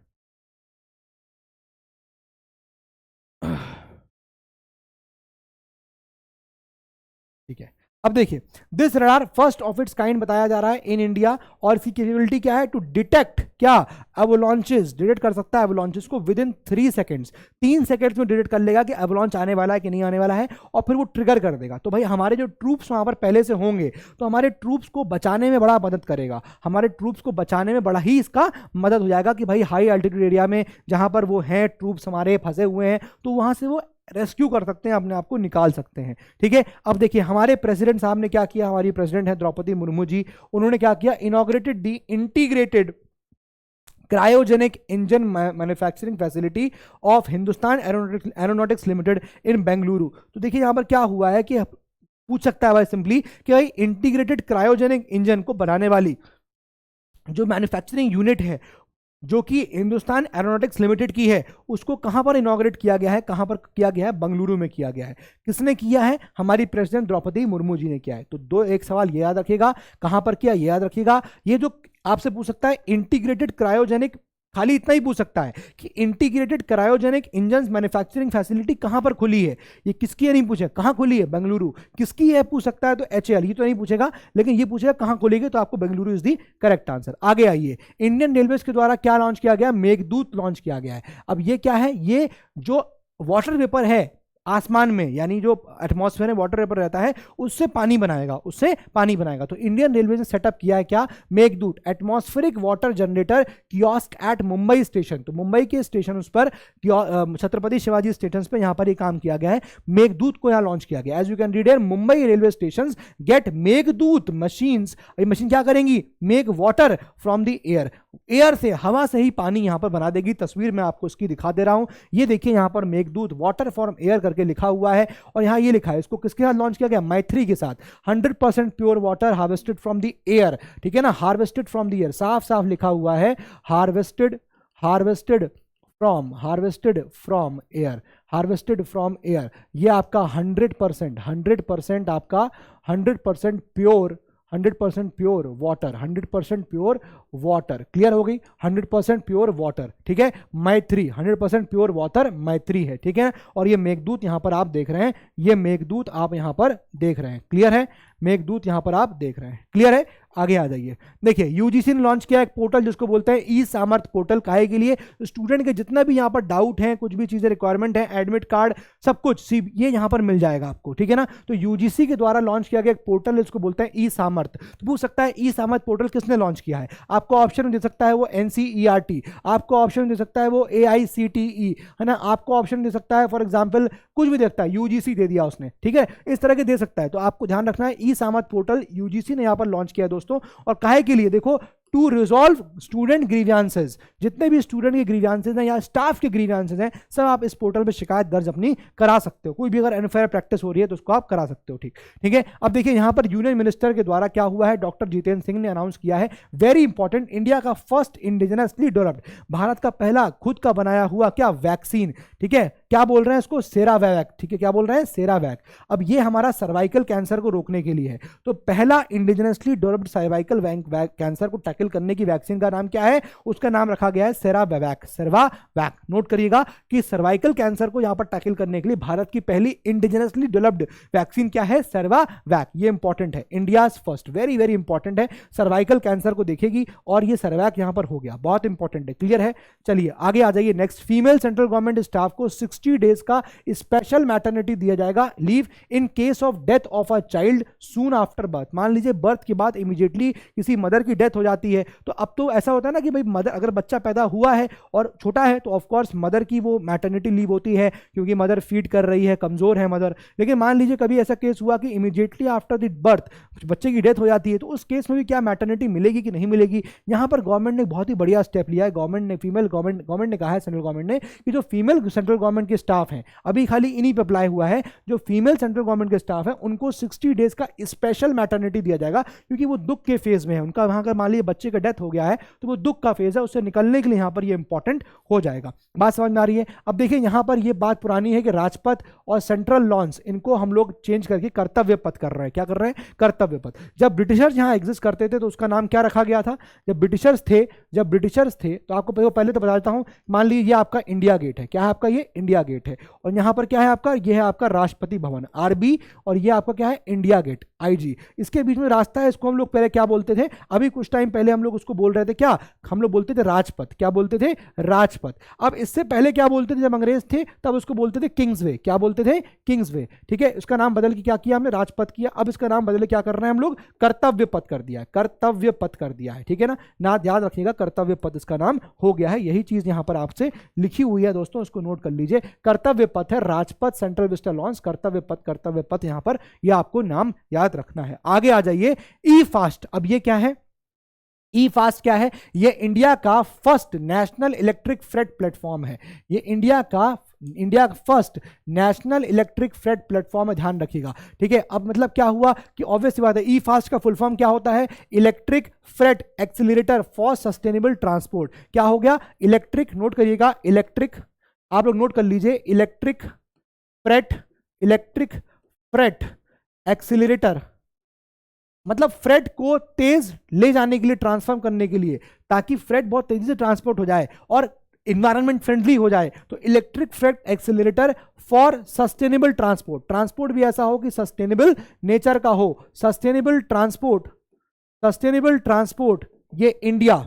ठीक है, ये है आपका ई फास्ट, ये है आपका ई फास्ट। तो ये एक प्लेटफॉर्म है जिसके जरिए हम लोग, भारत का पहला नेशनल इलेक्ट्रिक फ्रेट प्लेटफॉर्म है। यानी अभी आपको पता है फ्रेट तो होती है, फ्रेट ट्रेन होती हैं, मालगाड़ियां होती हैं, कोयले से चलती हैं और बिजली से चलती है ना, मतलब इलेक्ट्रिक वायर से चलती हैं, लेकिन इलेक्ट्रिकली चलेगी, जैसे आपकी इलेक्ट्रिक कार होती है, उस तरह का फ्रेट ट्रांसपोर्टेशन यहाँ पर डेवलप करने की बात करी गई है। और यहाँ पर आप देख सकते हैं किस तरह से ये यहाँ पर होगा। ठीक है, तो इसको वर्ल्ड इकोनॉमिक फोरम यहाँ सपोर्ट कर रहा है। कभी आपसे पूछ लिया गया कि कौन सा इंटरनेशनल संस्थान इसको सपोर्ट कर रहा है, तो नोट करिएगा, बहुत इंपॉर्टेंट है, supported by world economic forum. दोस्तों ये सवाल सीडीएस के लिए बहुत इंपॉर्टेंट है, बहुत ज्यादा इंपॉर्टेंट है, आपके एग्जाम में डेफिनेटली आ सकता है। आपके यूपीएससी में आईएएस का परीक्षा हुआ, आपका कोई भी स्टेट पीसीएस हुआ, उसमें यह सवाल जरूर पूछ सकता है कि भाई ई फास्ट से रिलेटेड हमको यहां पर 3-4 स्टेटमेंट दे देंगे, 2-3 स्टेटमेंट आपको बताना होगा। तो एक तो वर्ल्ड इकोनॉमिक फोरम इसको सपोर्ट कर रहा है, ध्यान ये रखिएगा। ठीक है, फिर उसके बाद ये हमारा क्या है, ये एक्सेल ई फास्ट लिख देगा, खाली ई फास्ट।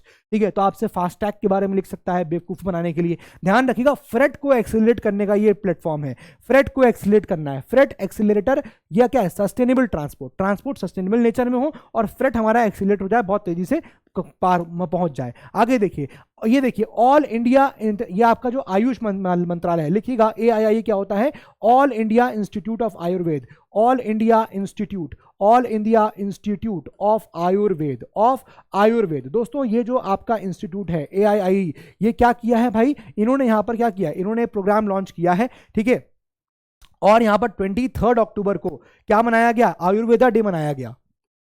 यही यहां पर लिखा हुआ है। 23 अक्टूबर क्या मनाया गया? आयुर्वेदा डे मनाया गया है, नोट करिएगा।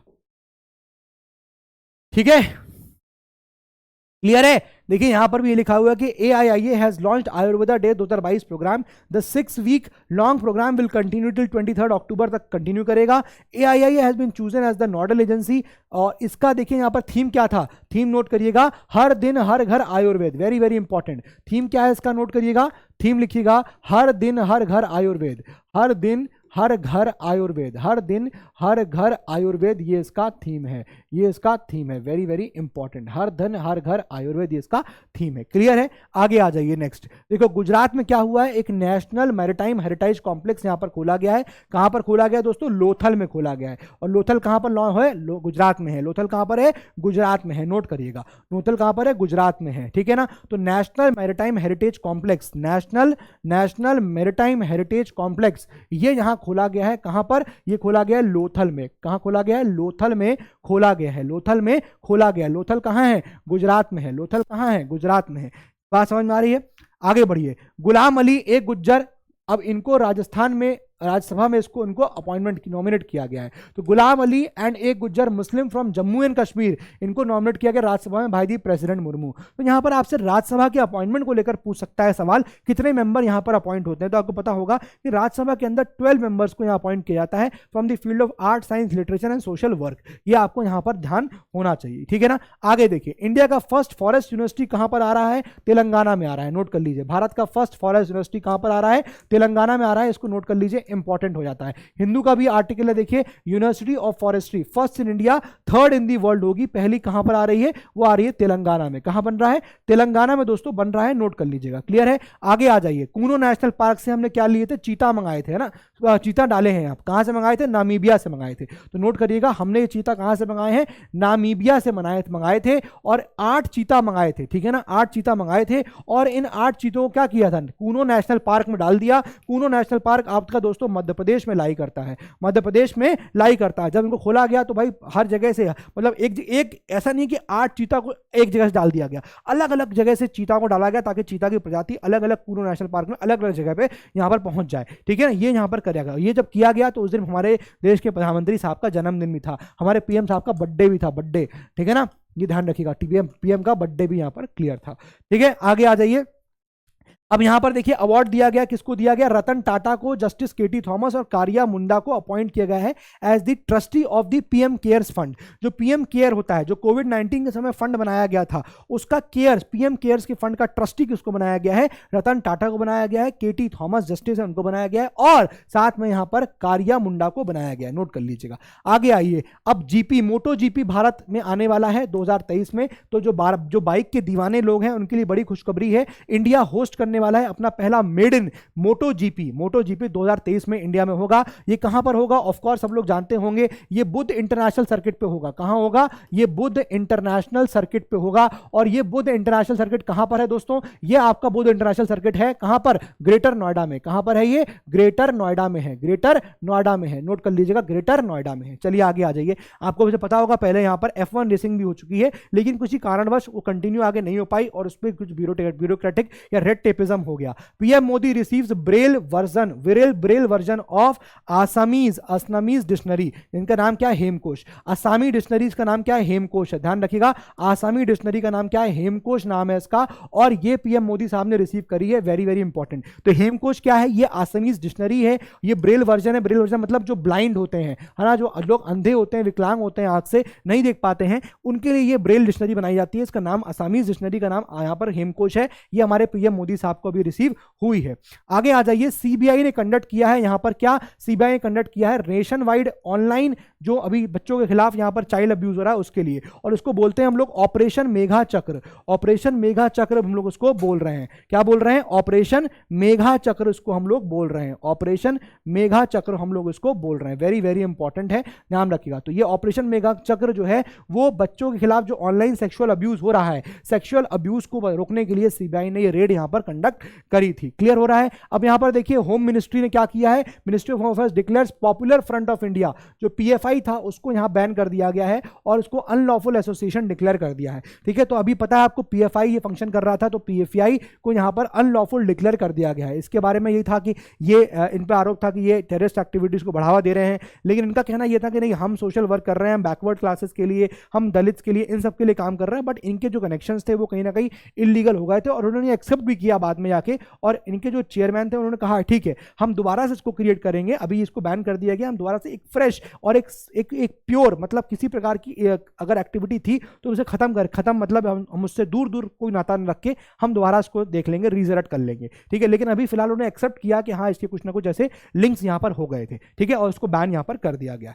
क्लियर है? All women have right to safe legal and legal abortion. अब देखिए, अभी तक क्या है कि ये था कि भाई अगर वुमेन मैरिड हो गई है तो उसको लीगल अबॉर्शन करने का अलाउड था 20 वीक्स तक, है ना, 20 वीक्स तक अलाउड था। वैसे आप देखोगे 12 वीक्स से लेकर 20 वीक्स तक यहां पर अलाउड हो जाता है। ठीक है, लेकिन कई सारे ऐसे स्पेशल केसेस थे, रेप केसेस, जहां पर 24 वीक्स के बियॉन्ड भी लीगल अबॉर्शन अलाउड किया गया है। लेकिन पॉइंट यहां पर क्या है, मैरिड वुमेन का। लेकिन क्या इनमैरिड जो वुमेन है, क्या इसका मतलब यह है कि they are not doing any sexual relationships नहीं होती है उनकी? क्या होती हैं। अगर आप ये मान रहे हो कि अनमैरिड वुमेन सेक्सुअल रिलेशनशिप में नहीं रहेगी तो ये इक्वालिटी का वायलेशन है, आर्टिकल 14 का वायलेशन है। तो यहां पर कोर्ट ने कहा कि हमें डिस्टिंक्शन नहीं करना चाहिए, चाहे वो लेडी मैरिड हो चाहे वो अनमैरिड हो, हमें सबको लीगल अबॉर्शन का यहां पर राइट देना चाहिए। ऐसा नहीं है कि लीगल अबॉर्शन सिर्फ उन्हीं को मिलेगा जो मैरिड हैं। आप अनमैरिड हैं तो आपने कैसे सेक्सुअल एक्टिविटी कर ली, आप कैसे सेक्सुअल रिलेशनशिप में आ गए, ये सब नहीं सुनना चाहिए, सब नहीं होना चाहिए। तो बिल्कुल इक्वालिटी प्लेइंग फील्ड दिया जाए, और चाहे वो लीगली मैरिड, चाहे वो मैरिड वुमेन हो चाहे अनमैरिड हो, अगर वो इलीगल, अगर उस पर चाइल्ड आ गया तो अबॉर्शन करवा सकती है 20 वीक्स तक।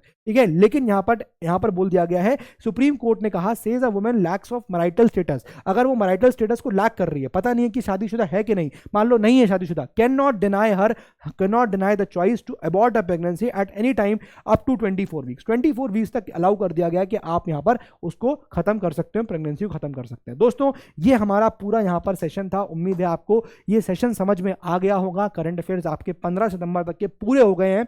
तो चलिए मिलते हैं अपनी अगली क्लास में। That's all for today. पढ़ाई करिए, खूब मेहनत करिए। जय हिंद, जय भारत।